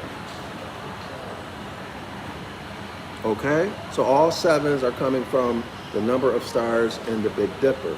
Y'all got it? Y'all remember? Okay, so anyway, also the caloric months of August and September, of unripe apples, the really 7th month of the year. Okay, so just count back 7 months. Okay, this is all the author is telling you. So let's see. September is the 10th month, so that would take you, count back 7, that takes you to the 3rd. That would take you to March, which is the East Gate, okay, y'all? Which is Aries, which is the first zodiac of the month now, okay? In other words, September is the 7th month of the year according to when spring begins. Spring beginning in March. Okay, so anyway, it says here, and the season of time, listen y'all, and the season of time of perfect number 7. Listen, which is IO. Which is IAO. Let me show y'all this. Now this is what I wanted to get to. This is the whole point of me coming back and reviewing this. Y'all see that? Which is IO, which is IAO. But now y'all, IO is also 10, right? Because I is 1. And in the solar zodiac system, this is 1. And the priest would point to the sun as a sign of consent to say, I agree, or to say yes. So I is also J. See, y'all see that? Y'all see the J? J is not a new letter. That's not true. Okay? And you get this out of The Devil's Pulpit by Robert Taylor. So 1, if the priest wanted to write something really quickly, they just use a 1, which is I. But if they wanted to take their time and write something, they would use J. So J and I and 1 are interchangeable. Do y'all see it? Now let's work with this. So now we're dealing with 1, or I and O. O is a circle. Circle is 360 degrees, right? Right? Okay. And the season or time of perfect number 7, which is 10, which is IAO. You may see plainly the analogy between man's original fall. Sundown on a 24-hour basis, sunrise and sunset, sundown on a 24-hour basis, and as far as seasons, the fall of the year. So man's original fall. Well, guess what? The SUN is the SON, according to the etymology of the word sun in German and Dutch. I put it on my community post page. You can see that. The SUN sun is the SON sun, son of the sun, okay? So the sun and the sun, S-O-N and S-U-N, are synonyms. So the sun falls in elevation after the summer solstice. Okay? So now the sun is falling in elevation. This is the original fall of man. It is astrological. Okay? This is the author's point. That's what the author is trying to help you to see. Okay? And then that was remixed into a dogmatic religious story. This is what the author is communicating, right, y'all? All right. So now let's get into this I and O and IAO. So remember, there are two falls of man. The first fall, there are two. There's the fall of man on a 24-hour basis. Sundown, the sun is falling, and then there's sunrise. Okay, so the sun is being born. Forest at the horizon, the sun is being born, right? And then, of course, there's sundown, or the fall of the sun, the fall of man on a 24-hour basis. It happens every day. And in fact, well, I don't need to say anything more about that. And then, of course, we get the fall when the sun crosses below the celestial equator, which is represented by, in Christian iconography, Christ being crucified on the cross with his mother Mary in the picture. That's Christ crucified in the fall. All right, so there's 24-hour fall of man, sundown, and then there's a seasonal fall of man. Okay, the sun going in or going into fall and winter seasons. Okay, now let's put this away for a minute and go into C.M. Bay's work, The Clock of Destiny.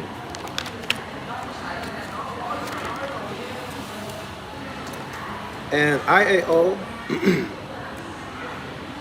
if I remember correctly, I'm almost certain, is the Tetragrammaton.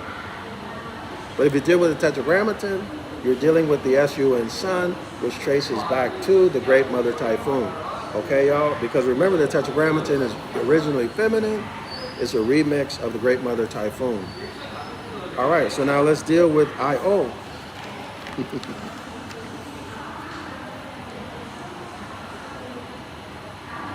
Here we are. This is Clock of Destiny, Volume 2, page 36. Let me make sure I'm right. Hold on. Yeah. So remember, IO is 10. Well, let me show y'all. Let me prove it to you first. I think we need to go to Clock of Destiny, Volume 1.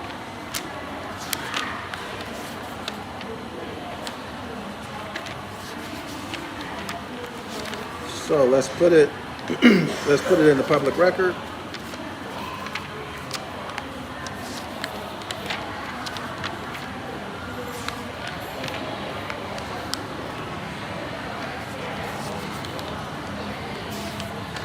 All right, here we are.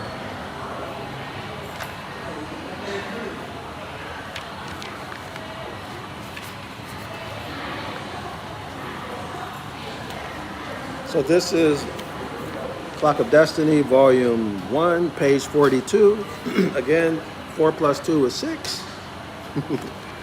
which is 3 plus 3. So you got two threes, so you can delete 1 and you just get 3. All right.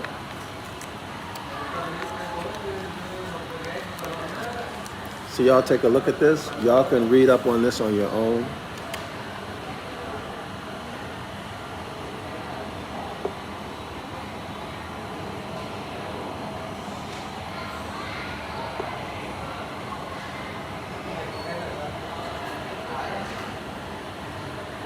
Do y'all see it?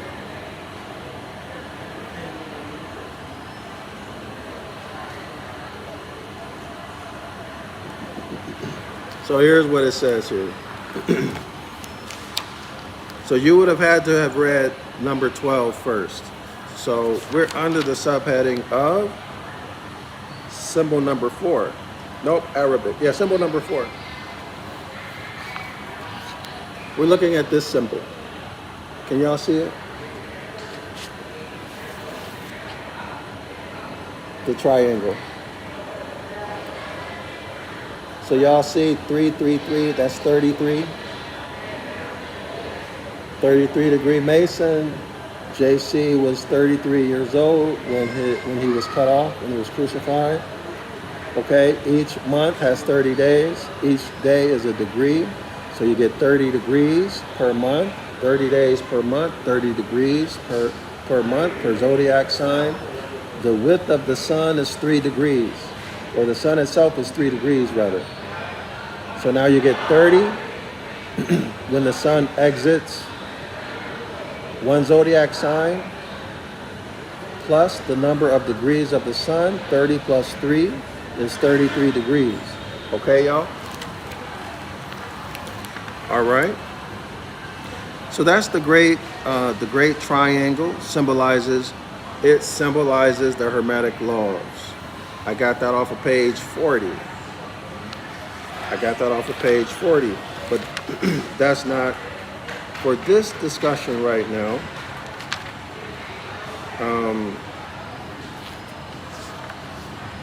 But anyway, let's go back to, where were we?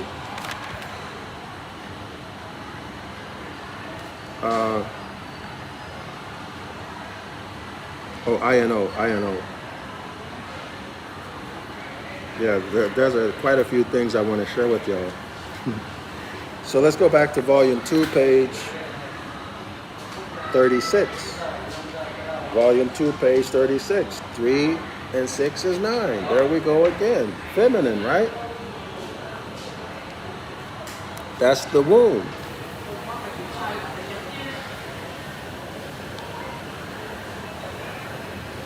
Take a look at my margin notes too. Y'all take a look at my margin notes. Simplify it for you.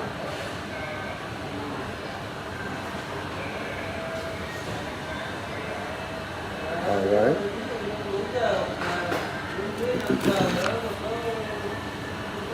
There we go. So pause it on the replay, y'all.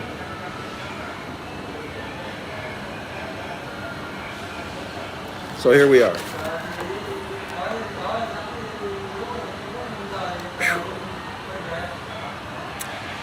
Okay, INO, where are we? 10. So INO is 10, right? Hold on.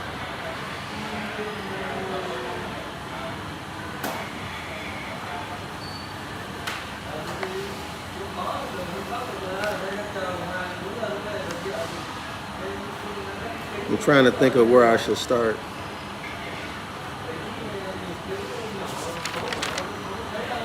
Hold on.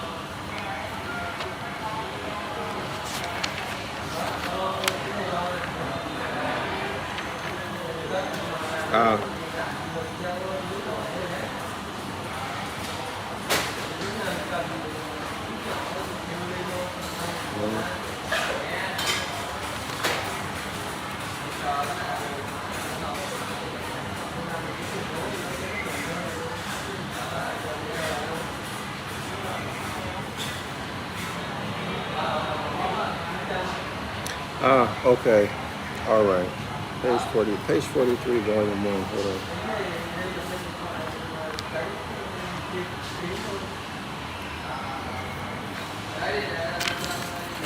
Give me 1 second, y'all.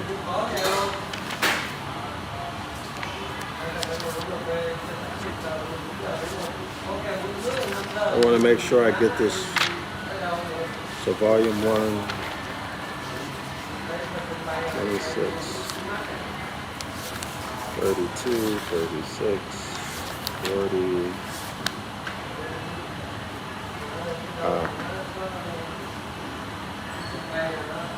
Okay, this is the first point I want to make.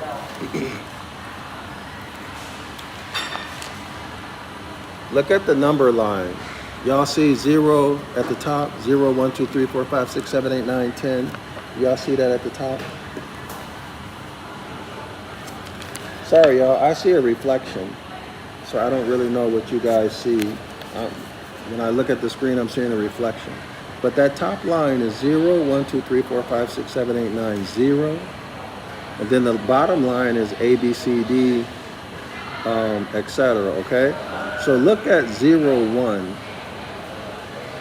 And below 1, you see an A, right? Now connect the lines. What do you get? When you connect those lines, what do you get? When you connect the A, can y'all see the triangle? Can y'all see that triangle? Connect the A and the I, and then the I to the O, the 0, and the A to the 0, you get a triangle. Which is IAO. Which is IAO, okay? Which is IAO. Without the A, it's IO, which is 10. That's the first point. All right?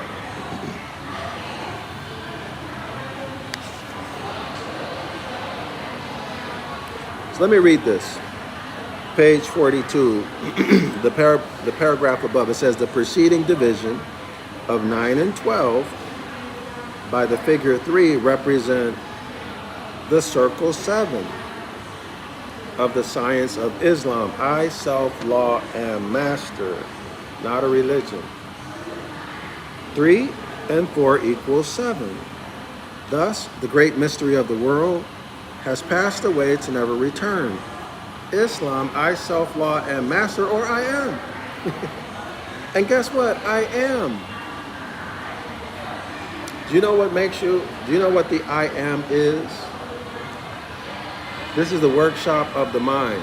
See, this is only true when you know how to use I am.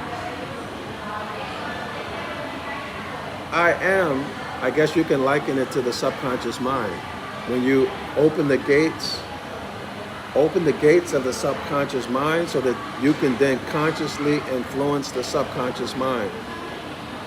Intentionally influence the subconscious mind. How do you do that? By going into the workshop of the mind. Workshop of the mind, guess what, y'all? That's the law of mentalism. Or you could say the law, you could say it's the law of gender. Because everything is mentalism, right? It's gender. Because why? Because when you go there, that's when you form things and transform your reality. So the process of forming and transforming, producing and reproducing, not creating, because energy cannot be created or destroyed. That's one of the laws of thermodynamics. It can only be transformed. So when you learn how to open that gate of the subconscious mind, consciously open it and consciously say, I am this, I am that. Whatever it is you say, once you open that gate, becomes reality. This is the great I am. I, self, law, am master. And nothing and nobody can stop that from happening.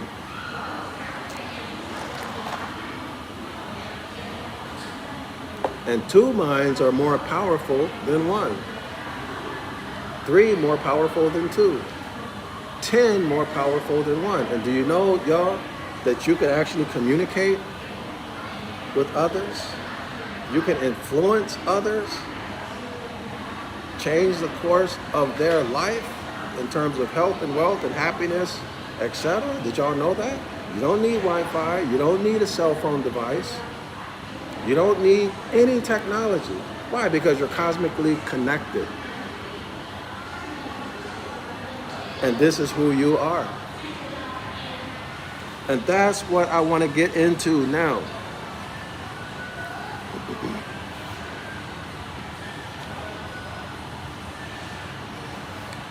When we employ the phrase I am, where do we employ it?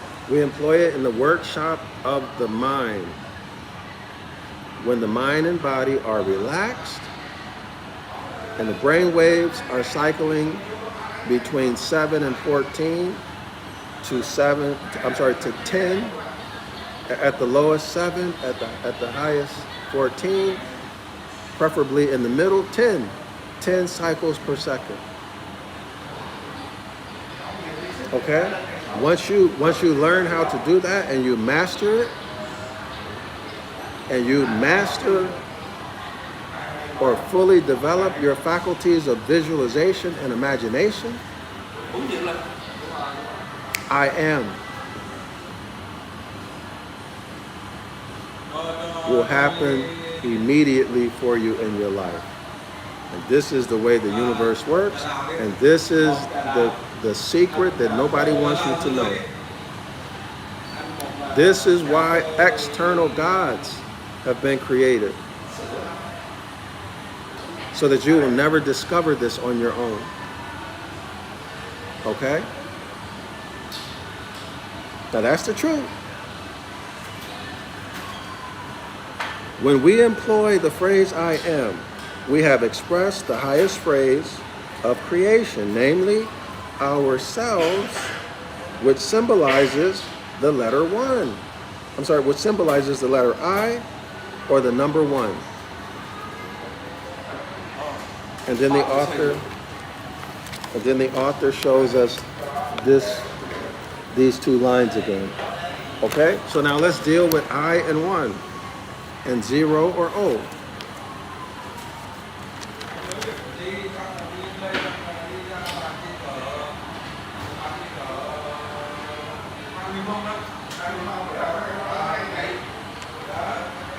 So here we go.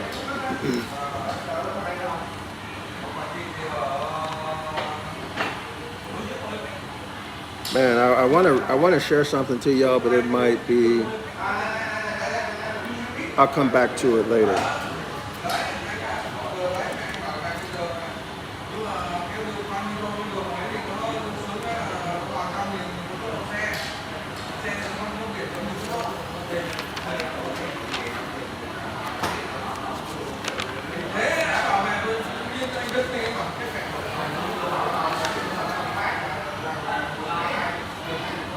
Hold on, y'all.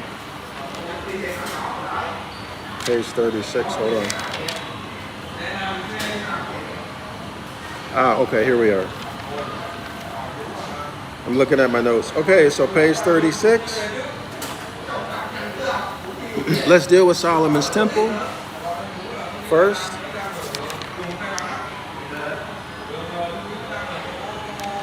Page 36, first paragraph. I'm going to start in the paragraph, okay? The next sentence. King Solomon's temple is the human, of course, he's talking about man, the autochthonous man, not a human, is the body of man and earth. King Solomon's temple is man's body and earth. The body, the man's body, the real temple, he says here, is created, I'm going to say is formed or produced by mother. This would be the great mother Typhoon, right? In the circumpolar zodiac. In the solar zodiac, it would be, of course, Virgo or Isis, okay? Produced by mother from conception to birth. How long is it from conception to birth, y'all? It's 9 months. 9 months, okay? In the course of 9 months, without the use of nails and the sound of a hammer. Thus, the body of man is the temple of good, G-O-O-D, of mother's grand perfection, referred to in mystery as God, G-O-D. So of course, God is good. That's where they get that from, because it's two O's. They delete one O and they give you God. God backwards, or the anagram, is dog. Sirius the dog star in the south. Okay? The first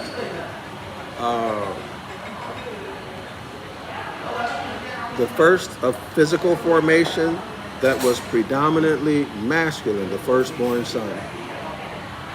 Who is who, y'all? Who in dogmatic religion is Jesus, or the solar son of the sun, who is God.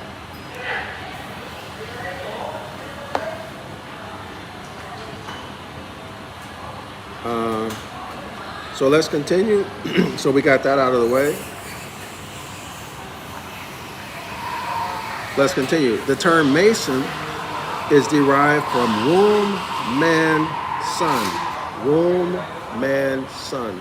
So the woman is also a son, but she's a son with a womb. Meaning woman and son.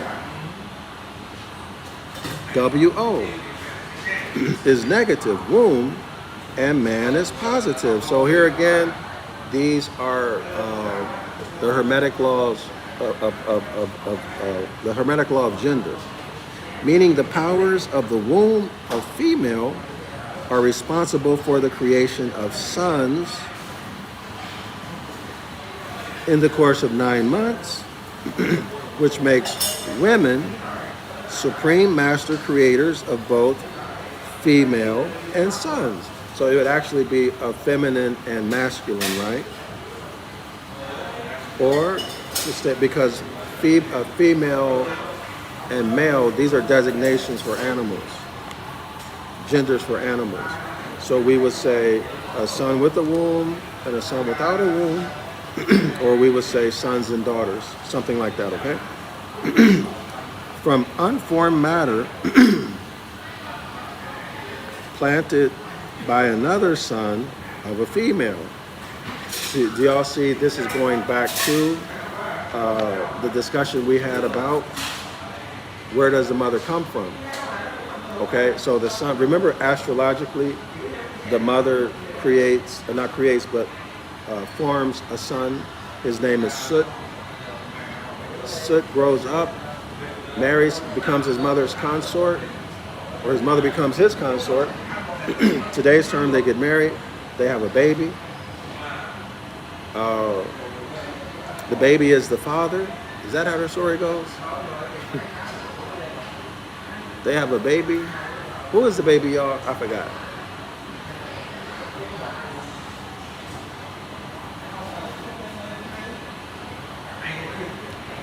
I forgot. Hold on.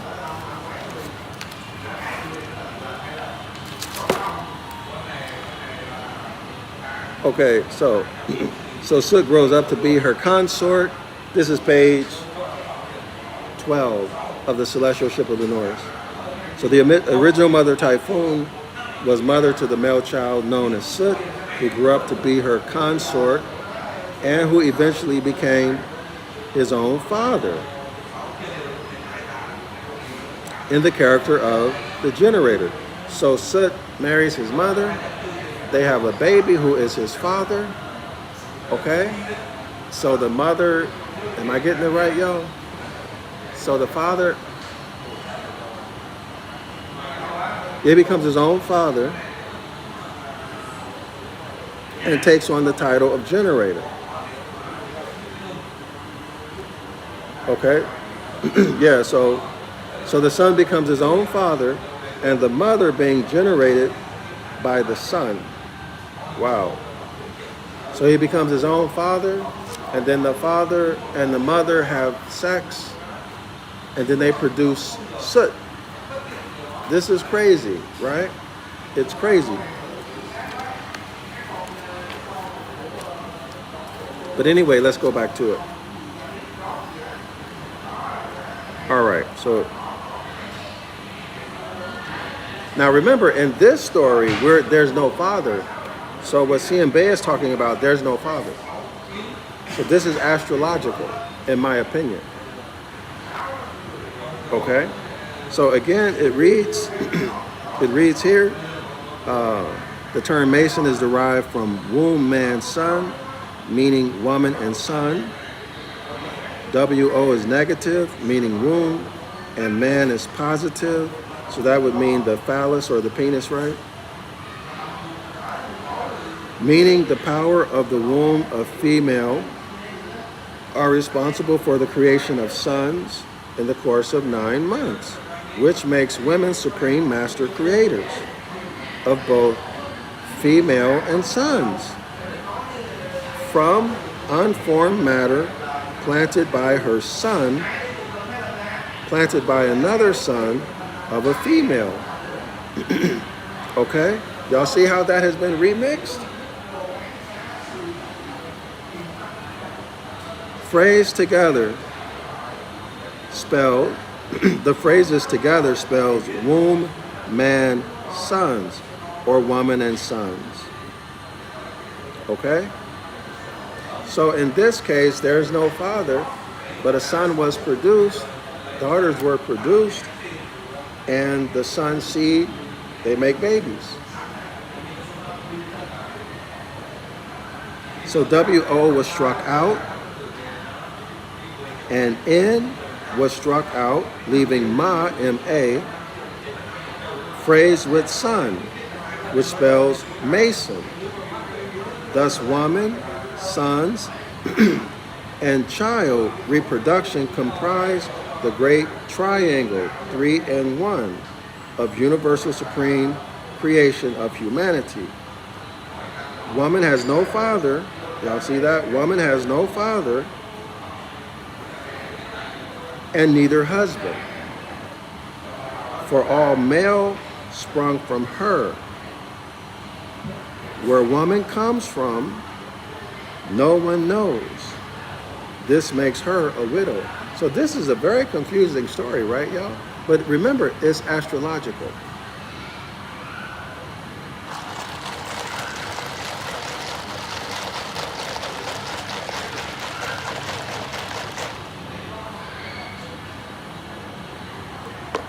It's astrological. So where does the Great Mother Typhoon, well, who is the Great Mother Typhoon? Great Mother Typhoon is a Hermetic law of gender. Where does gender come from? The first Hermetic law was the Hermetic law of mentalism. So these are cosmic energies, not flesh and blood. Okay, y'all? So it's the Great Mother Typhoon who forms the constellations that are in the sky. The beginning of time was the first revolution of the Great Bear constellation around the pole star. Right, this is where the mother of revolutions, the mother of cycles of time. Okay, the Kemites, the house of Yasharala, a lot of y'all still say Israelites, come from the Genetrix or Gynomatrix. In other words, today they call it the Big Dipper, the thigh of the Great Bear. Which star? Mitzar. Mitzrayim above. So man is thought made manifest from the soil, right? So man has his origin in Mitzar, exits the Genetrix of the Great Bear, interacts with the soil of the earth, and is clothed in flesh and becomes flesh and blood. Man is thought made manifest from the soil. Therefore, man, the Moor, Genesis chapter 2, verse 7, Moors are inseparable from land. This is a legal maxim, a well-established principle in law. Moors and land are inseparable, therefore Moors are the substance and subject matter of the law. Land and law are inseparable. Moors and law are inseparable, therefore Moors, therefore land is the substance and subject matter of the law. Therefore Moors speak law. Therefore Moors are the law. Y'all see it? This is where the power of we the people has its origin. This is why we could write the preamble and vest that Constitution with executive power, legislative power, and judicial power, and the reserved rights of the people, the reserved rights of the Moorish Americans. Do y'all see it? All right. And in order to bring a case, there has to be what, y'all? An injured party. So what's the natural law? Don't injure, don't harm someone. Okay, if there's no injury, if there's no injured party, there's no crime that's been committed. Natural law has not been broken. Y'all see it? Everybody clear? Also, due process. That's part of don't injure, don't harm. Don't steal. Don't steal someone's right to notice and an opportunity to be heard and to enforce the law. Don't steal that, right? You're injuring someone, you're harming them. Does everyone see where this is coming from now, how everything is related? Okay, so let's continue back to I and O. All right. So where am I? Volume 1, page 43. Hold on. So I already did that. Okay, so here we are, y'all. So now, I and O, I is 1, O is 0. So 10 reduces to 9. How is that? How does 10 reduce to 9? Well, why is 10 9? So let's figure that out. What page is that?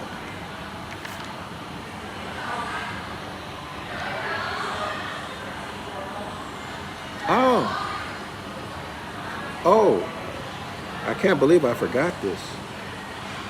Listen to this, y'all. 0, let me show y'all. I can't believe I forgot this. Do y'all see that? Do y'all see the Hermetic Law? Do y'all see the Hermetic Law there? Right here. Read that.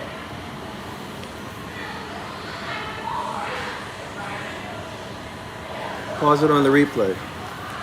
0 symbolizes the universal mind of woman. Universal mind, the Hermetic Law of Mentalism. 0 symbolizes the universal mind of woman, who represents the whole creation, space and time, or Father Time. Where she came from, no one knows.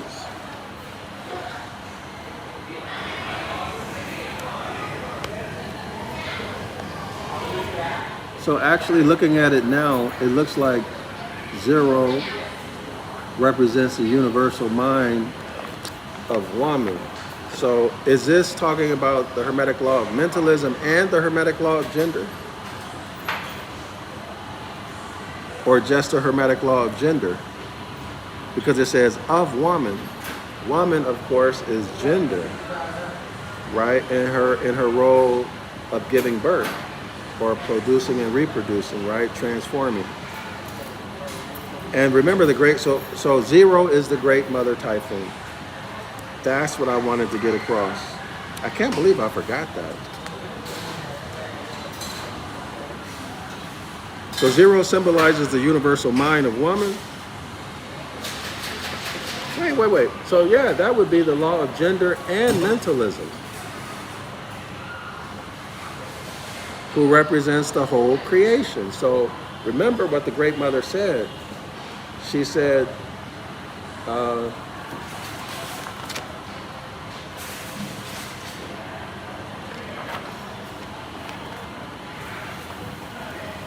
she says on page 9, isn't that interesting, of page 9 of the Celestial Ship of the North? This is her mystical message. I am all that there is. I am all that have been. I am all that will forever be, and my veil no mortal have drawn aside. In other words, you don't know who I am. You don't know where I come from. The fruit that I brought forth was the S-U-N sun. Do y'all see it? Y'all see it? So the Hermetic Law of Gender, and of course the mind, is mentalism. Right? So there we have it. So I and O, I is me, I, self. O, the universal mind. the law of gender, the creator. Let me not say the creator, the transformer, the producer. Do y'all see it? I am.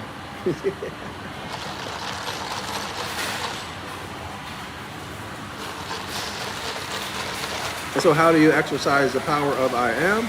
You must open up the gate of the subconscious mind to enter into the workshop of the mind, which gives you access to the tools. I don't know what to call it. I don't know if I should say that. Well, let's say the carpenter's tools. But this is where you can do your God stuff, right? The workshop of the mind. Remember, relax the mind and body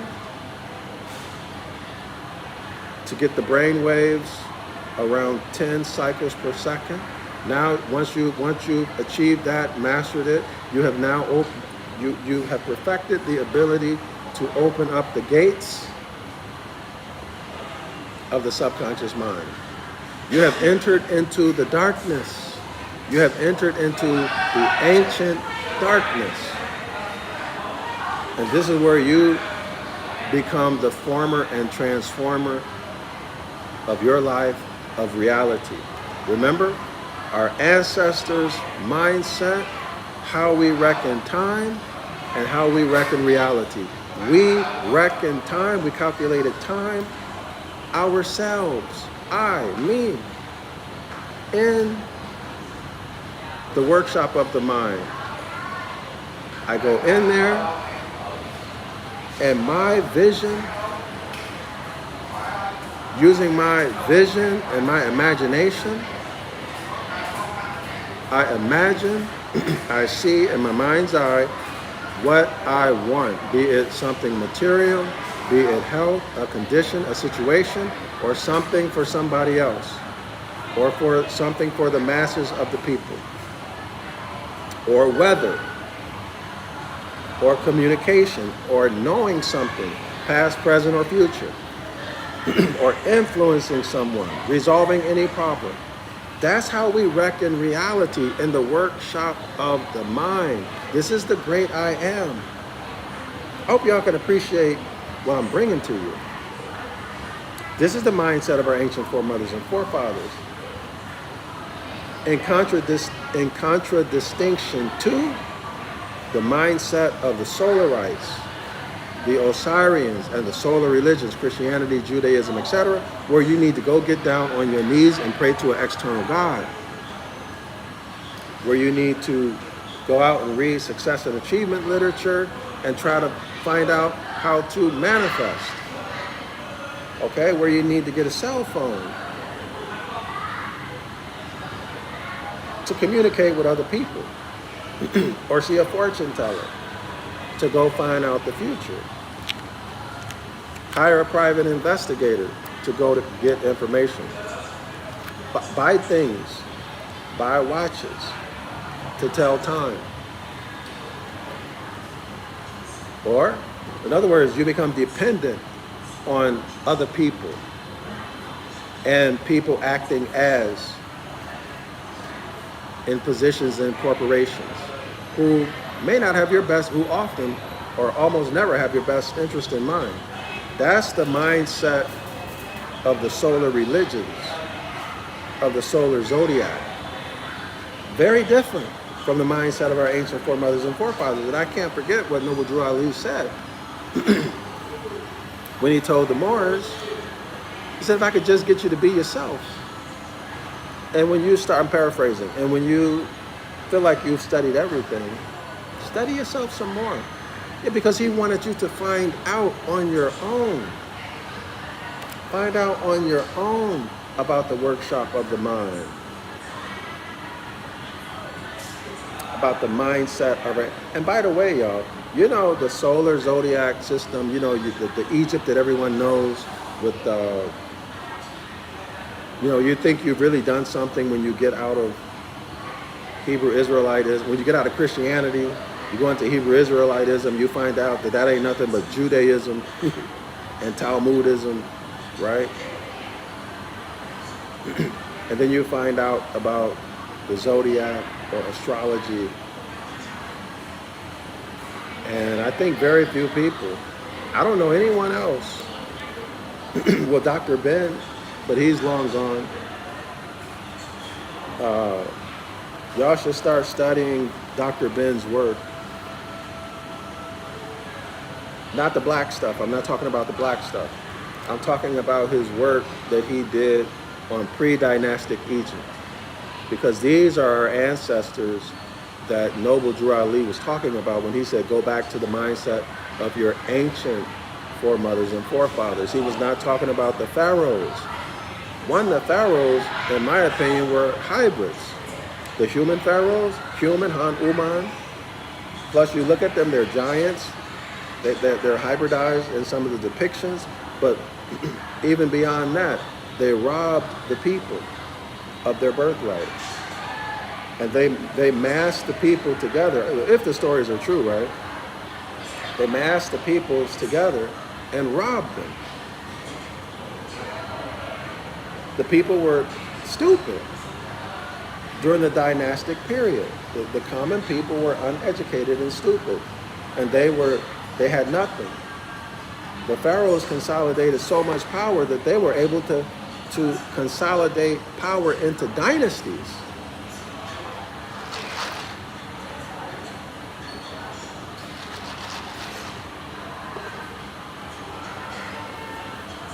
Into dynasty. Okay? But prior to that, and by the way, in my conception of things, that's Yaqub and his crew successfully overthrowing the autochthonous Moors as he had intended, according to the story. But Dr. Ben talks about the Nubian Kemites before they were overthrown and destroyed by the Solarites, the Osirians, okay, yo? They were overthrown. They were disgraced, defamed, robbed of their birthrights, according to the story. In fact, y'all, let me find this if you don't believe me. Because I know this might sting a little bit.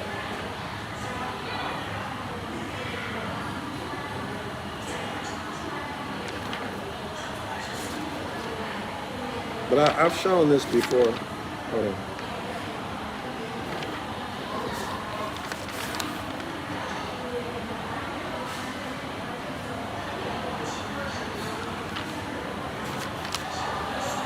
So it was a hybrid who, in other words, the sons turned on their own mama and their own brother, started exterminating them, slandering them, libeling them, robbed them of their birthright, and then had the nerve to say it was their fault.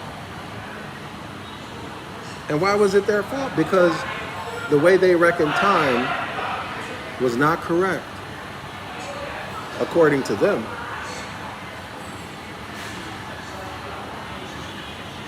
We heard that story before, y'all, right? See, all of this stuff didn't happen in 4,500 BCE and 4,000. No, this stuff happened much more recent. Much more recent. Okay, y'all? Much more recently. Maybe within a couple hundred years. All right?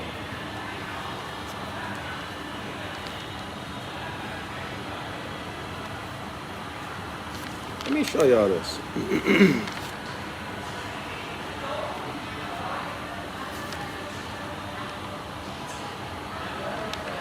I found something else I want to share with y'all.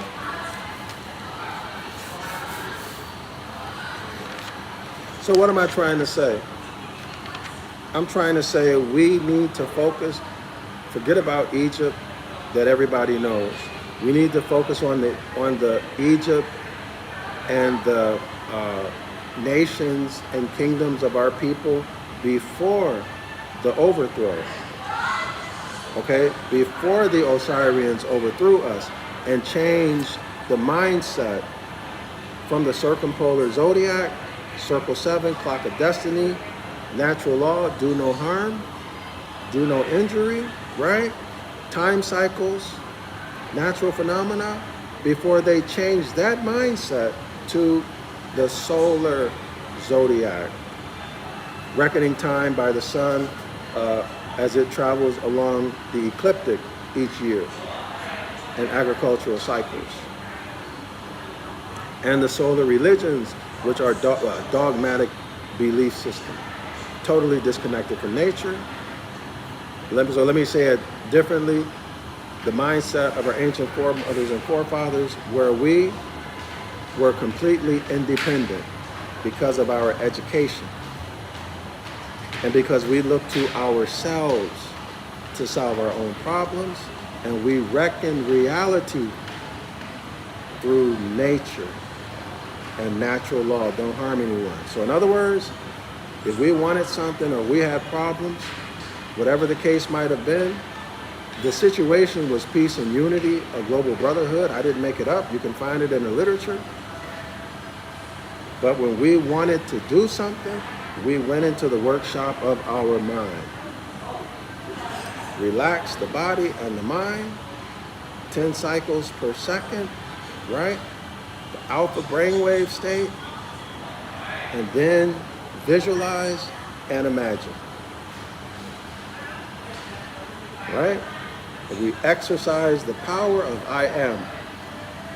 And whatever you say I am, when you're in consciously influencing the subconscious mind, but guess what? The subconscious mind is feminine energy, feminine gender, the producer, the reproducer, the transformer. That's how we flow, okay? As opposed to now, with all of these religions and external deities, you need to do what? Go pray. Get down on your knees and go pray. Go ask somebody to call 911, right? Go call the popo. Ask the preacher what to do. You're dependent.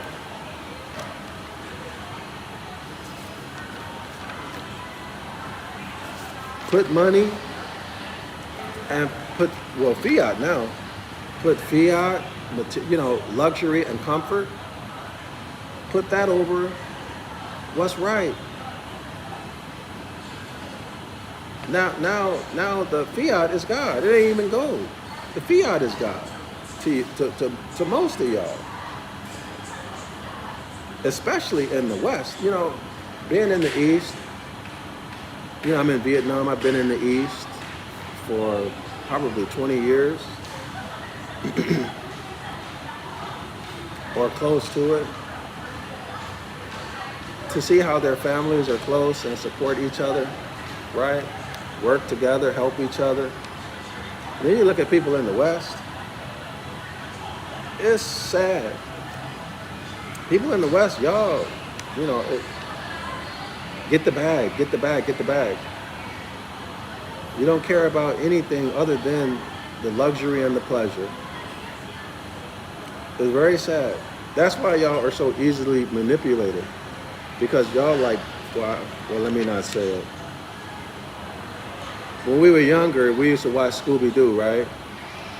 And Scooby-Doo would do anything for a Scooby snack. And Scooby-Doo is not a man, right? What is Scooby-Doo?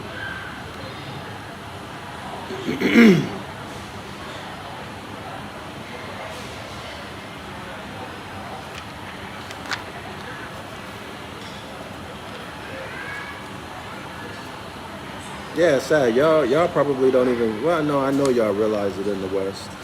There's no way y'all can't realize that. But no character, no respect for, that's sad. You justify anything if a bag is involved.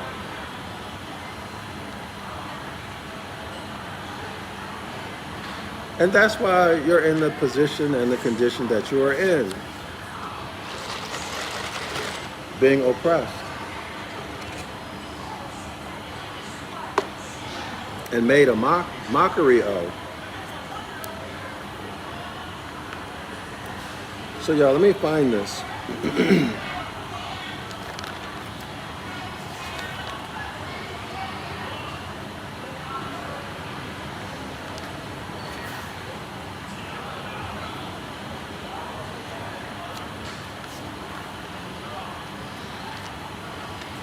to show you what the solar rites did to our ancient ancestors who were keeping the mindset or following the mindset or the way of life, the traditions, the science of our ancient foremothers and forefathers. Oh, here it is, page 24. Here it is. So y'all, no need to get mad at me, all right? Or talking a bad way about me. Don't get mad at the messenger.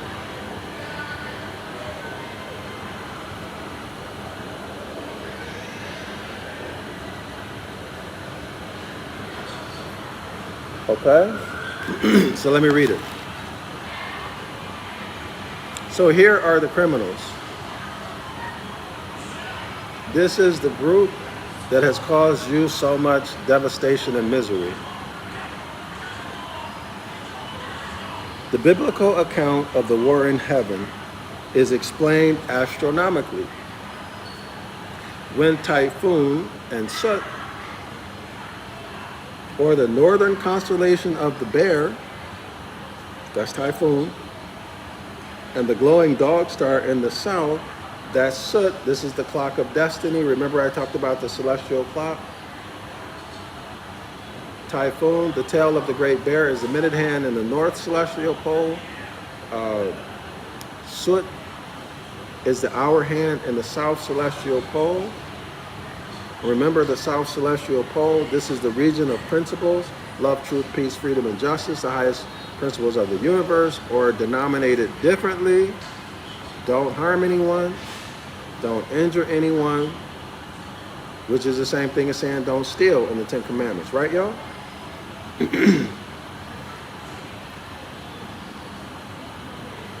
Okay, so it says here, so this is Typhoon and Soot, the celestial clock, or the clock of destiny, proved false. Proved false according to who? Proved false in their time reckoning. Wait a minute. You mean to tell me that for an undeterminable amount of time, hundreds of thousands, millions, billions, or even more years, that time was reckoned by the clock of destiny, there's never a problem with it. Peace and unity and brotherhood over all the earth.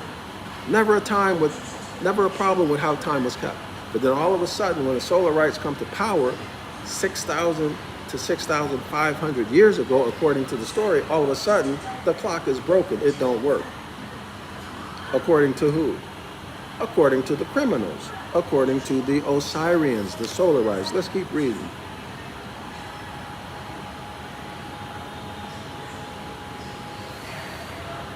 The biblical account of the war in heaven.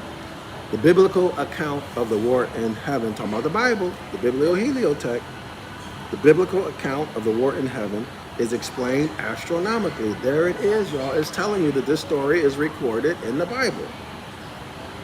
Astrotheology. When Typhoon and Soot, or the northern constellation of the Bear and the glowing dog star in the south, proved false in their time reckoning,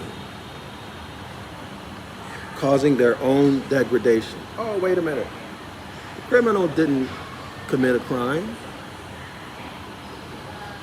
You deserve to be beaten or raped or robbed. That girl who went out of the house at 1 o'clock at night, she deserved, according to their reasoning, to be DEPAR. But a young man who went out of the house at 12 o'clock at night, 2 o'clock at night, he deserved to be DEBBOR. Y'all see how sick this is? Isn't that what they do to us today? Think about it. Don't they blame us for the crimes they commit against us? Right? This was also brought about by the change in Earth's axis. Now, Earth's axis is said to be somewhere around 23.5 degrees.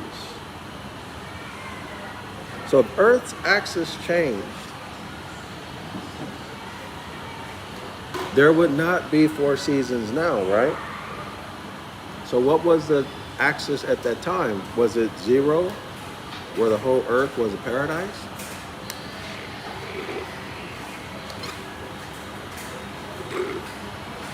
I don't know.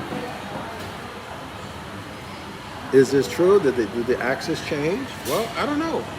But if the axis changed, well, actually, if the axis changed, I'm not sure. Well, it depends on the visibility of Sirius, the dog star, and the Big Dipper.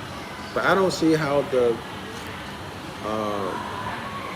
depending on how far north you are, that will determine your view of the Big Dipper, because it's in the north, right? Sirius is in the south. So would the view be obscured? I don't know.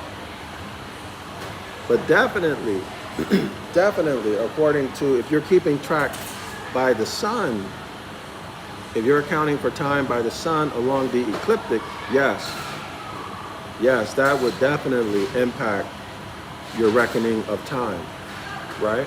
Because different parts of the sun of the earth are exposed to the earth at different times, right? Depending the axis determines the seasons and all of that. In fact, I have something I'm going to share with y'all. Maybe I'll focus it on this. What is it, page 24? Yeah, I'm going to, if I remember, I'm going to go through this with y'all. But anyway, it continues, which had gradually pointed to which had gradually pointed to a star other than the one around which it had been revolving. So wait a minute, y'all, the time frames are not adding up. I think the pole, I don't remember if the pole star changes every 25,000 and so years, or that's what they say. So that would be approximately a great zodiacal year. See, now this is not true. You know why? I'll tell you why. Because we have been using or reckoning time by the stars for hundreds of thousands, millions, if not billions of years. So changing of the pole star would have been nothing that our ancestors had never experienced. If there was a need to adjust or modify, those adjustments and modifications would have already been done long before the solar rights came into power. Do y'all see what I'm saying? So this is all BS. All right?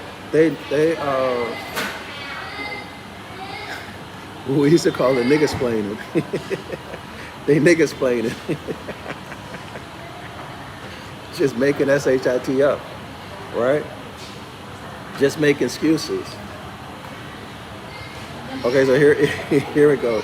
This was also brought about by the change in the Earth's axis, which had gradually pointed to another star around which it had been revolving. That is nonsense. That's nonsense. Because if you just look at a couple 100,000 years, the polar star would have changed many times. If it's changing, I think it's every 25,000 years. I have to check it again. But even if it's double, even if it's 56,000 years, if you're looking at a couple 100,000 million, it would have changed many times. Okay, so the reckoning of time would have still been correct, or whatever adjustments they had built into the system. Like today they have leap year, right? Today they have leap year. So whatever it might have been. Okay, so this is nonsense. Okay, that's just an excuse. So it was the Egyptian Osirians who cast out and condemned the ancient Typhonians. Now, y'all know what cast out and condemn means? Y'all should look them up. Look up the lawful meaning of cast out and condemn. I went over it in a video a long time ago. Look up cast out and condemn. The lawful meanings, okay? So it was the Osirians, Osiris, right? So Isis, Osiris, and Horus, the Trinity, right? Who cast out and condemned, convicted the ancient mother Typhon. They cast out their own mama. All right? Blamed her, robbed her, robbed their own mama. What kind of people are these? Okay, y'all? And who changed, listen, and who changed the star god into Sabic Ra. This is Soot, right?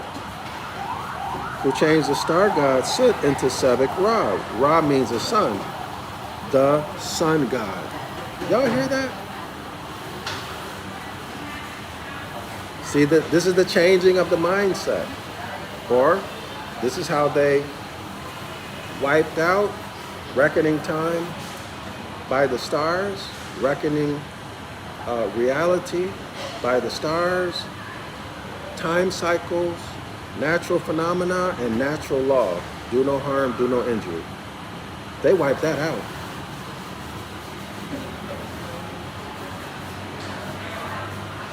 Okay? And who did they put into place? Sabic Ra, or the sun god. So the sun god becomes Amun Ra. Amun, Amin, Amon, Amen. Who is YHWH, he becomes masculine, who is JC, the Christ figure, right? They then placed upon his head a pair of horns. So y'all know the horns means rulership, right? And he became the ram. He became the ram or a lamb, symbolized in the zodiacal sign Aries. Aries, the Lamb of God. Jesus is the Lamb of God. Jesus is king. Jesus enters his kingdom, right? Aries, the Lamb of God. Okay? And when the SUN sun passed into this sign, that's Aries, Aries became typical of the change from one pole star to another.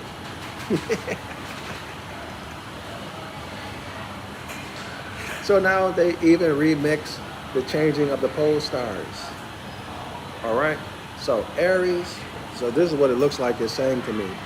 The sun enters into the zodiacal age is Aries, right? And then a whole great year goes by, 25,609,000 years, okay? And now the sun is back in Aries. So that represents the change of a pole star. This is what it appears to be to me. This casting out of the old mother, this casting out of their old mother, put her in a nursing home. No, put her in prison, right? Took place, listen to this, took place when theology turned many of these ancient myths into religious history. There's the Jeremiah 8, verse 8. Right? They turned the book of the law into a book of religion. Let me read that.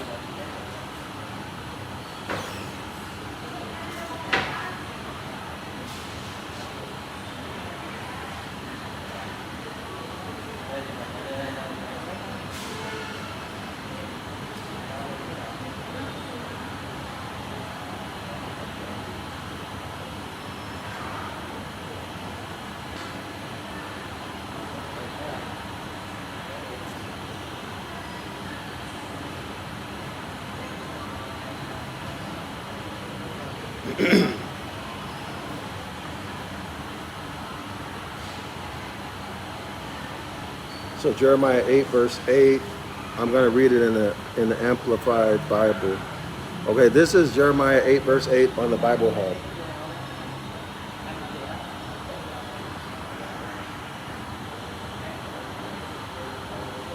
Oh, this is so crazy.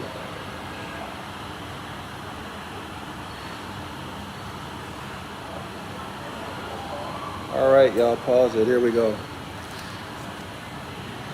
So how can you say we are wise and the law of the Lord is with us? And we are learned in its language and teachings. What language? This is the ancient Ibaryath. What teaching? What teachings, y'all? Well, the teachings in the book of the law, right? Natural law. Even astrology. That's why I have the project to correct the book of the law, to show the astrology and the natural law, the Hermetic Laws. So if y'all want to support it, there's a link in the description area of the video, okay? Behold, the truth is that the lying pen of the scribes have made the law into a lie. Well, what did they do? This is what they did.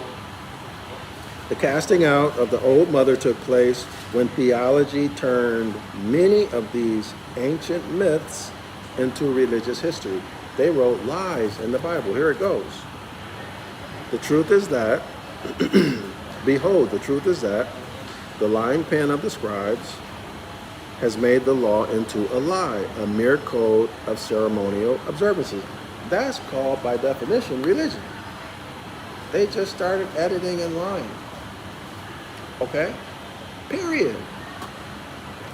So let's continue. Religious chaos resulted, and the ancient Typhonian cult, they're calling our way of life a cult now, of the first immaculate conception, of the immaculate mother. Remember, she gives birth to the first star that is primarily masculine energy, so it's the immaculate mother, not the immaculate son. That's the immaculate son is in a remix. All right. So it says religious chaos resulted, and the past was almost lost in obscurity. In other words, they tried to hide it. Psalms 83. Psalms 83. But strange to relate, followers of the ancient Typhon cult of this first immaculate conception are spread all over the world today, though many of them are in ignorance of the foundation of their religious belief. So, what did Noble Drew Ali tell us? He told us that they hid this information from us. Who are they? The Moors in the East. They hid this information from those Moors in the West. And of course, Noble Drew Ali brought this stuff back to us. Okay? I guess I shouldn't say stuff. He brought our heritage, this knowledge base, back to us.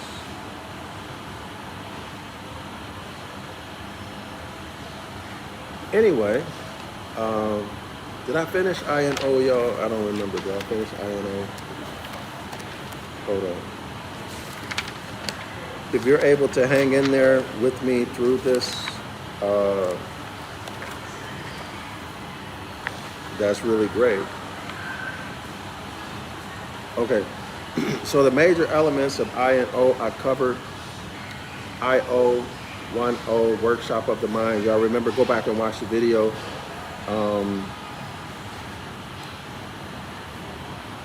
10 represents, this is another point, 10 represents the positive and negative forces of nature. So that would be the law of gender, Hermetic law of gender, right?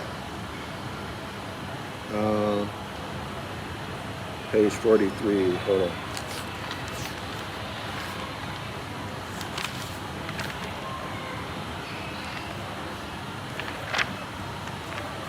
Let's go to volume 1.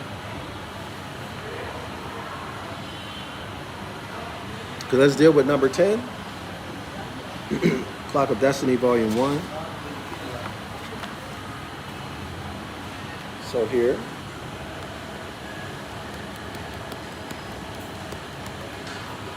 So y'all know this is the Roman numeral 10, right? The X is a number, Roman numeral 10. This is also the Ta cross in the ancient Ibaryath. Some people call it the ancient Phoenician or the Paleo Hebrew. Okay, so this is the Ta. In the Greeks, they call it Tau, T-A-W, or T-A-U. Okay, but it's number 10. How to solve the riddle of the universe. For instance, if you were to paper the ceiling, this is wallpaper, right? If you were to paper the ceiling of a room of your house and you wish to know the correct measurement of paper needed, all you have to do is measure the floor on which you stand. So also, if you wish to know the correct measurement of the entire universe, the whole of creation, space and time, all you have to do is measure the earth on which you live. The number 10 represents the letter X, okay? This is the Ta cross, this is letter X. This is also Ta, Tau, okay? The letter X represents the Earth's axis to its orbit. Okay, so if you can imagine, this is the celestial equator, okay? The Earth is said to spin on its orbit. So you got the pole of the Earth, right? The pole, then Polaris, and the Earth is said to be rotating, okay? And by the way, it's the rotation and the wobble that goes along with it that's said to be the cause of the zodiacal ages, or the precession of the equinoxes. But anyway, so now you have the ecliptic, all right? The angle of the Earth's axis, the celestial equator. And so do y'all see that? I guess if I change the orientation, do you see it? All right. So it continues. The letter X represents the Earth's axis to its orbit during its annual rotation of 360 degrees. So that's a circle, right? The level and the plumb. While the superstitious Muslim generations were fighting and destroying one another over superstitious religious titles of worship, the ruddy, pale-skinned daughters and sons resorted to science. The positive number 10, I-O, right, remember? Also the Roman numeral X, or X, Tau, 10. Rose to domination as a result of Muslims. Now, it's not religion. This is the culture, the Muslim or Moorish culture, okay? Ignorance of their own scientific universal law. Scientific universal law. The positive 10, 10, which is the same as I-O or X, symbolizes the cross.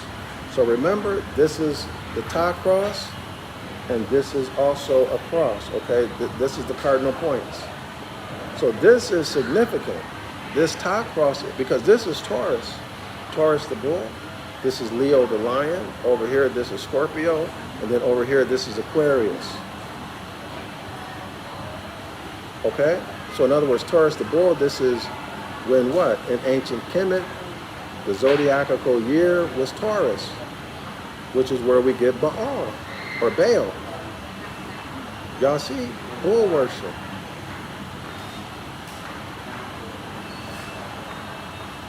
Bull worship. So how many years ago was that? Maybe 6,000 or so years ago. Okay, letting us know I think it correlates with the Osirians, or maybe very closely to it. Okay, because remember, a zodiacal age is maybe 2,300 years. I forgot the number, but multiply that by 4. All right, so that's 4,000, and then if it's 300, 4,300. Let's round it off, 4,300. So 2,000 per year.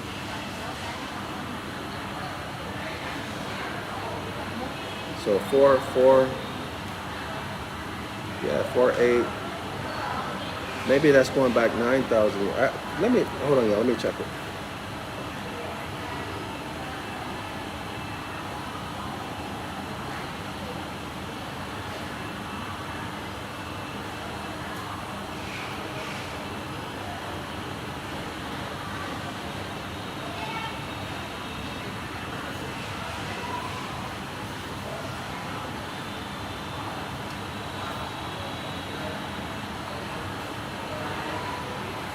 2,160 years.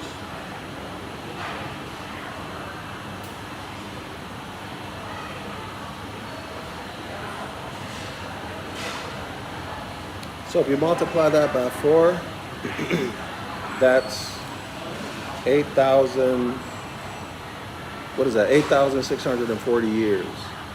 All right. So this is correlating with what, y'all? With the reigns of the pharaohs. I think their record goes back to 10,000 BC. I don't remember. Okay. So where are we? Oh. Okay, so 10 symbolizes the cross. So we have the top cross, and then we have, of course, the cardinal points, north, south, east, and west, right? The solstitial line, and then the equinoctial line. Okay, everybody got that?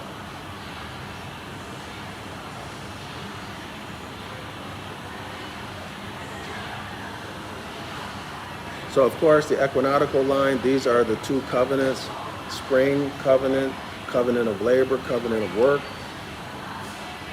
covenant of bondage. Okay, and then there's the covenant of grace, which is the birthright, full access and enjoyment, possession of your birthright. Is it clear? All right. And then the solstitial line, higher self, lower self. Okay, heaven and hell. Clear? So we're getting all of this from the number 10, or I-O.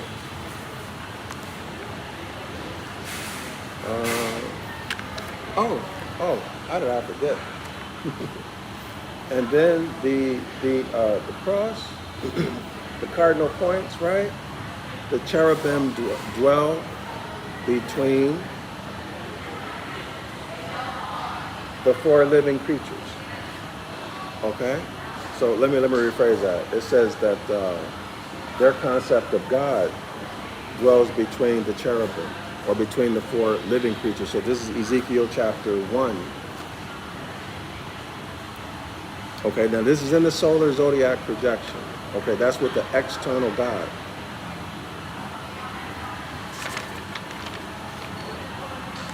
Remember, that's in contradistinction to the mindset of our ancient foremothers and forefathers, circle 7, clock of destiny, Hermetic laws, natural law, don't harm anyone, don't injure anyone. Where we go into the ancient darkness, right? What they call God, we call the ancient darkness, which is, I guess you can liken it to the subconscious mind. Okay? So let's go back.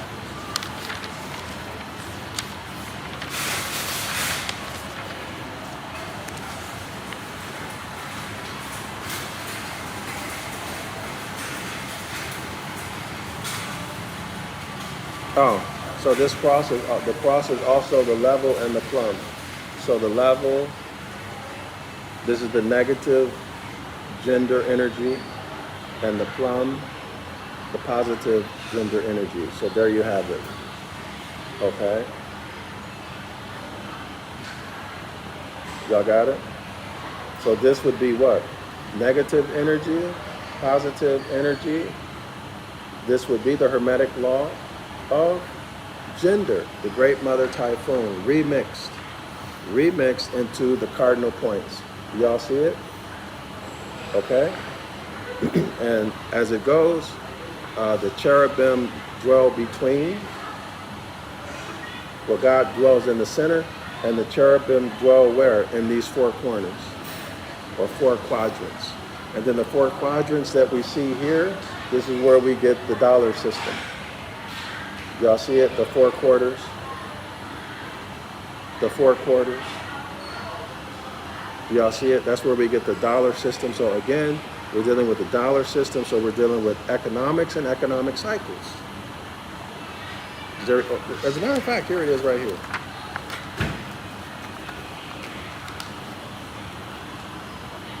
These 2 images here. Everybody see it?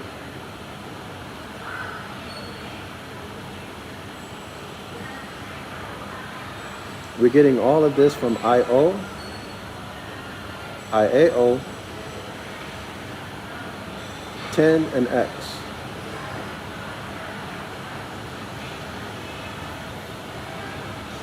Okay?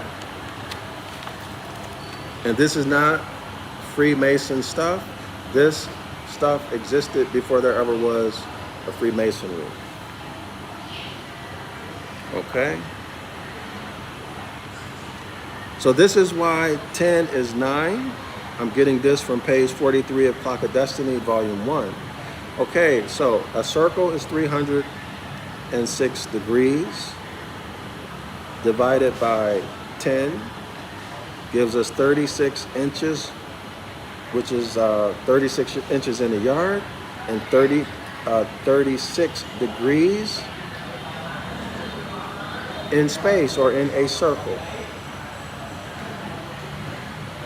Okay, 2. 3 times 36 reduces to 3 times 12. Okay, 3. 36 also reduces to 9. Let me see if I got this right. Yeah. 36 reduces to 9. 3 plus 6 is 9. 4. 10 represents the positive and negative forces of nature.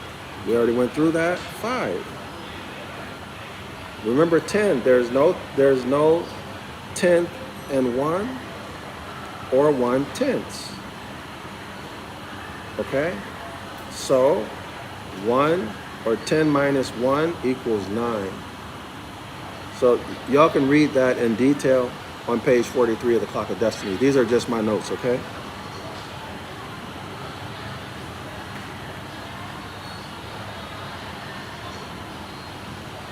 So I already mentioned this before. This also represents the 4 corners in the North Celestial Pole. This is the Dipper, the 4 corners of the Big Dipper. Okay, the 4 stars of the Big Dipper, the 4 corners of the world, 4 corners of the earth. And the solar projection is the 4 corners, or the 4 cardinal points, right? In civics, it's the 4 corners of the writ.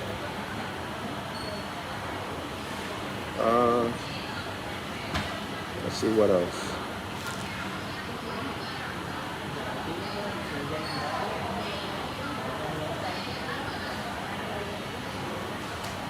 And see, y'all see this triangle?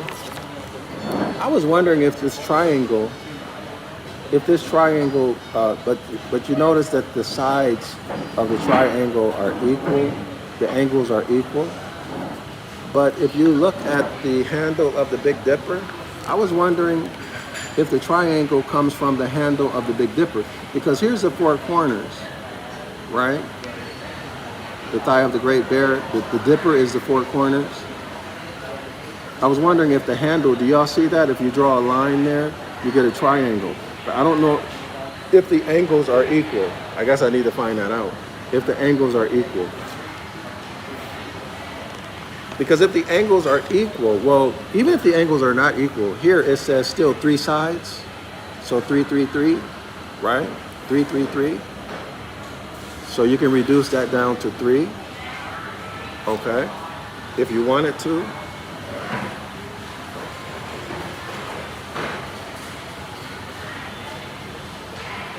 But anyway, I have to take a look. So you see the 120 degrees? Y'all see the 120 degrees? So look at my notes. So 120, if you express it as a percentage, it becomes 1/3. If you express it as a fraction, it becomes 1/3. If you express it as a percentage, it becomes 33.33 degrees, which is what, y'all? Which takes us back to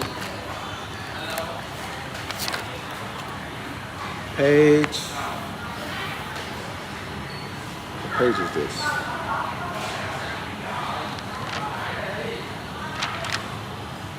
Page 201. 2 plus 0 is 2, plus 1 is 3. I told y'all, I think these are coded. I really, really do. Listen to this.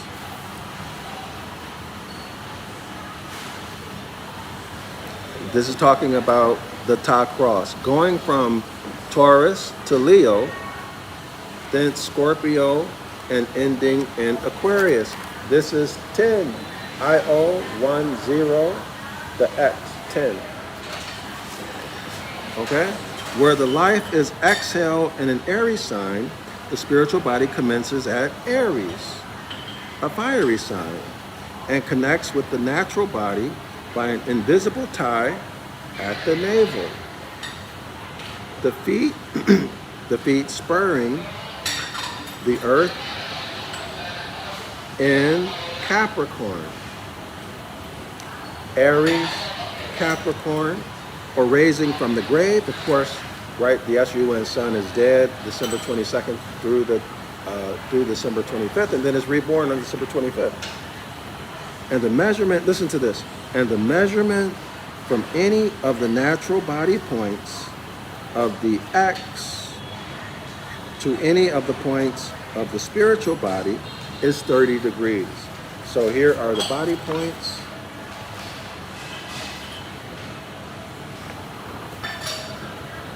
Do y'all see it? 30 degrees. So here you see the cardinal points, and then you see the Ta cross, right? Everybody see that? What we've been discussing? So y'all can pause it. All right. So the measurement from any of the natural body points on the Ta cross, the X, the 10, the I-O, to any of the points of the spiritual body is 30 degrees. Or allegorically, the 30 years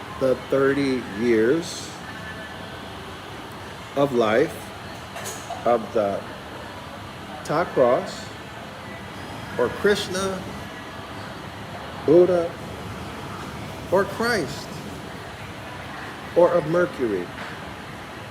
Do y'all see it?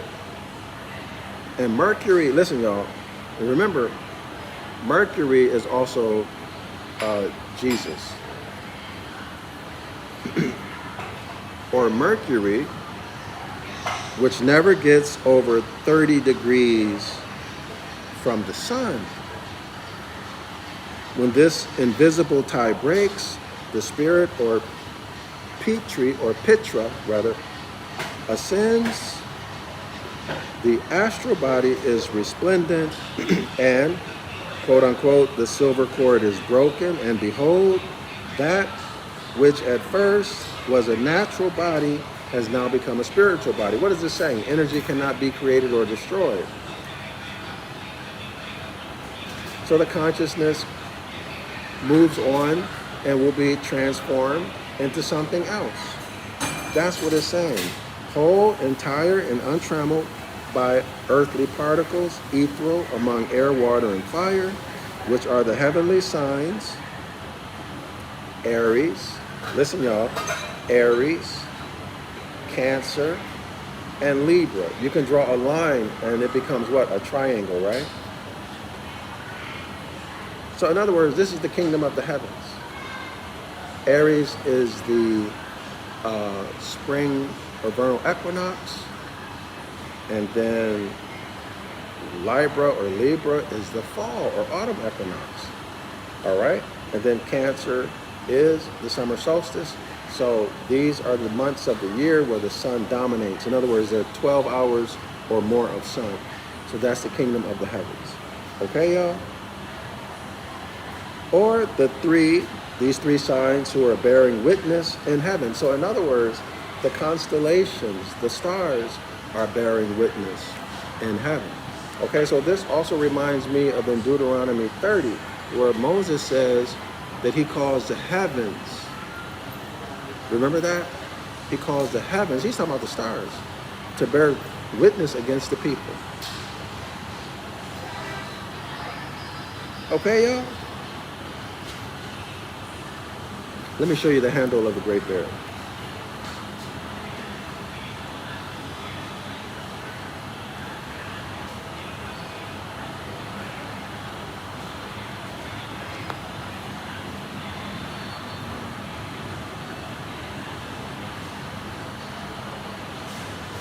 So this is the Great Bear or the Big Dipper, right? So y'all see the Dipper, the 4 stars, correlating to, or remixed rather, as the 4 cardinal points, the 4 corners of the earth. Okay, y'all? Y'all see it? In fact, you can draw a line. You can draw a line through them, and you'll get a cross, right?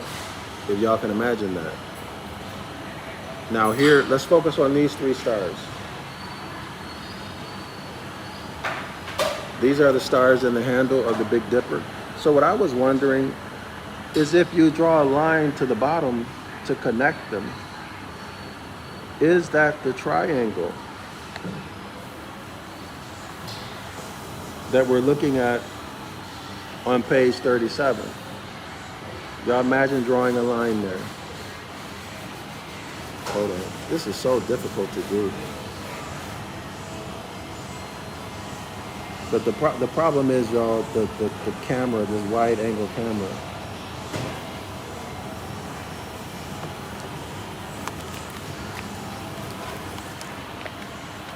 See that? So the 4 corners, right? That's the Big Dipper. This triangle, is it the handle of the Big Dipper?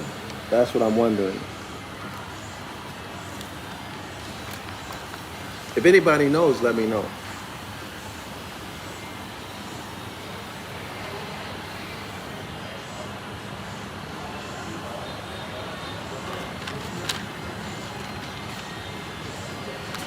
One second.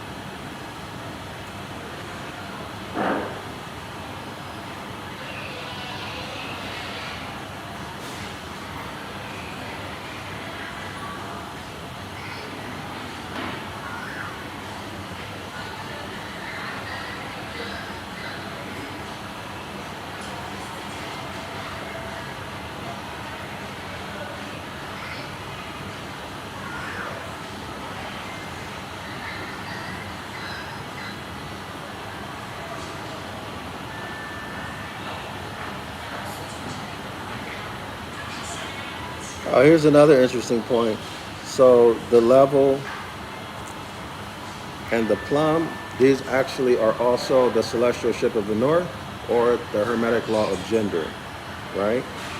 So the equinoctial line would be negative and the solstitial line would be positive. The Great Mother Typhoon remixed into the solar zodiac projection. So let me look at some of these comments.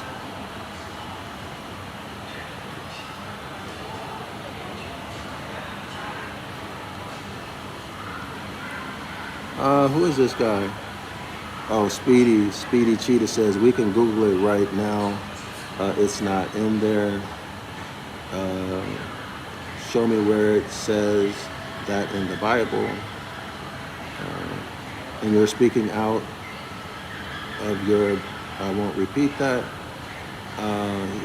Speedy continues to say, yeah, by everyone who comes upon this channel will be able to discern. Do you see how these religious people always try to use fear tactics? Try to scare people, bullying, repent and perish, demonic preachings.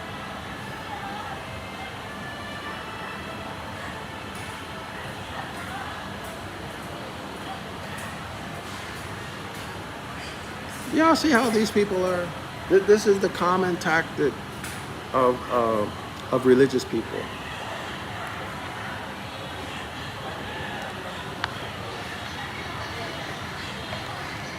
Let's see, what else?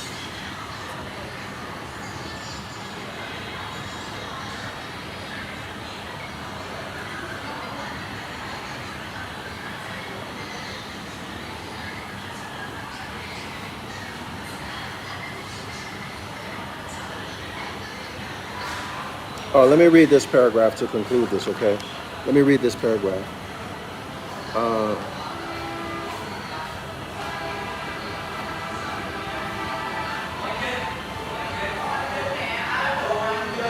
I have two more things I want to share.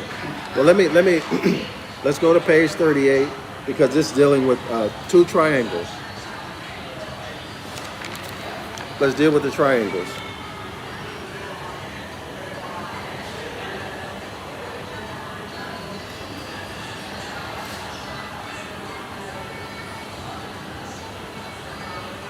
Okay, so here it is.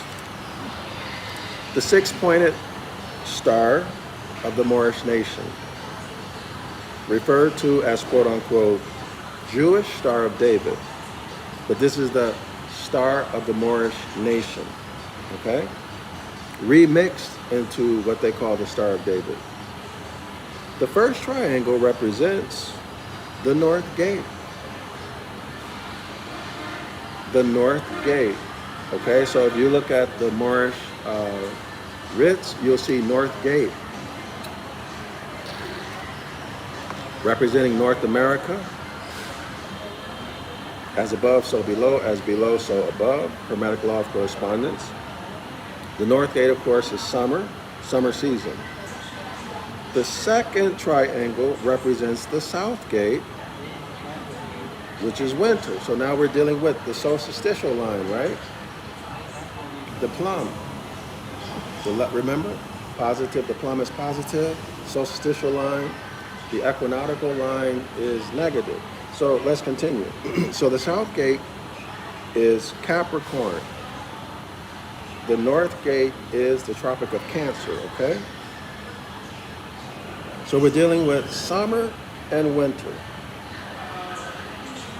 These two triangles together form a six-pointed star. Summer and winter, or north and south. That's it. All of this stuff about the Star of David, that's just religious mumbo jumbo that they added to it, y'all. As above, so below. Or the two tablets of stone. Did y'all hear that? The two tablets of stone, the North Pole and the South Celestial Pole are the two tablets of stone. According to our culture.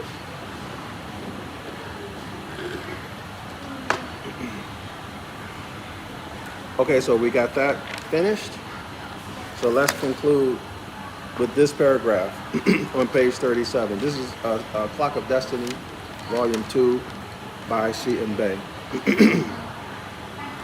Had not the Moorish nation established the science of geometry, there would be no way of calculating the months, seasons, and years. And the measurement of time and global geography.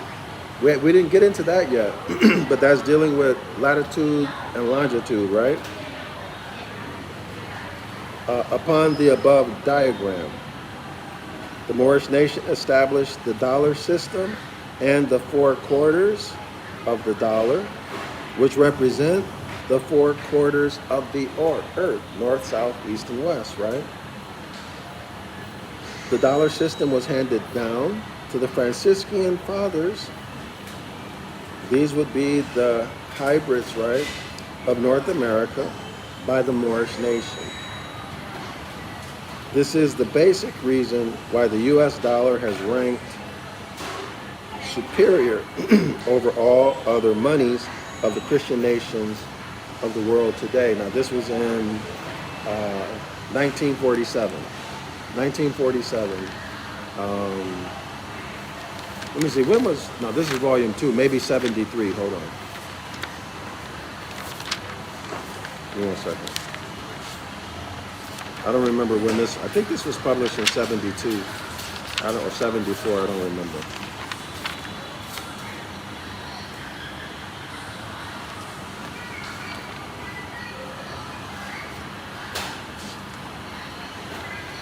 Mm. 73. Between 1951 and 73. Okay. So none of this is religious. The religious stuff is a remix that has been done by the Solarites, the Osirians, right? But y'all keep in mind that Noble Drew Ali told us that the half has not been told.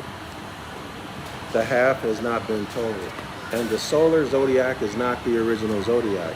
The original zodiac is a circumpolar zodiac, which is circle 7, clock of destiny, natural law, do no harm, don't injure anyone. In civics, there has to be an injured party, right? You have to harm someone in order for there to be a lawful case. Of course, and the Hermetic Laws, time cycles, and natural phenomena. All right, y'all? So, appreciate y'all spending time with me. Hope you learned something.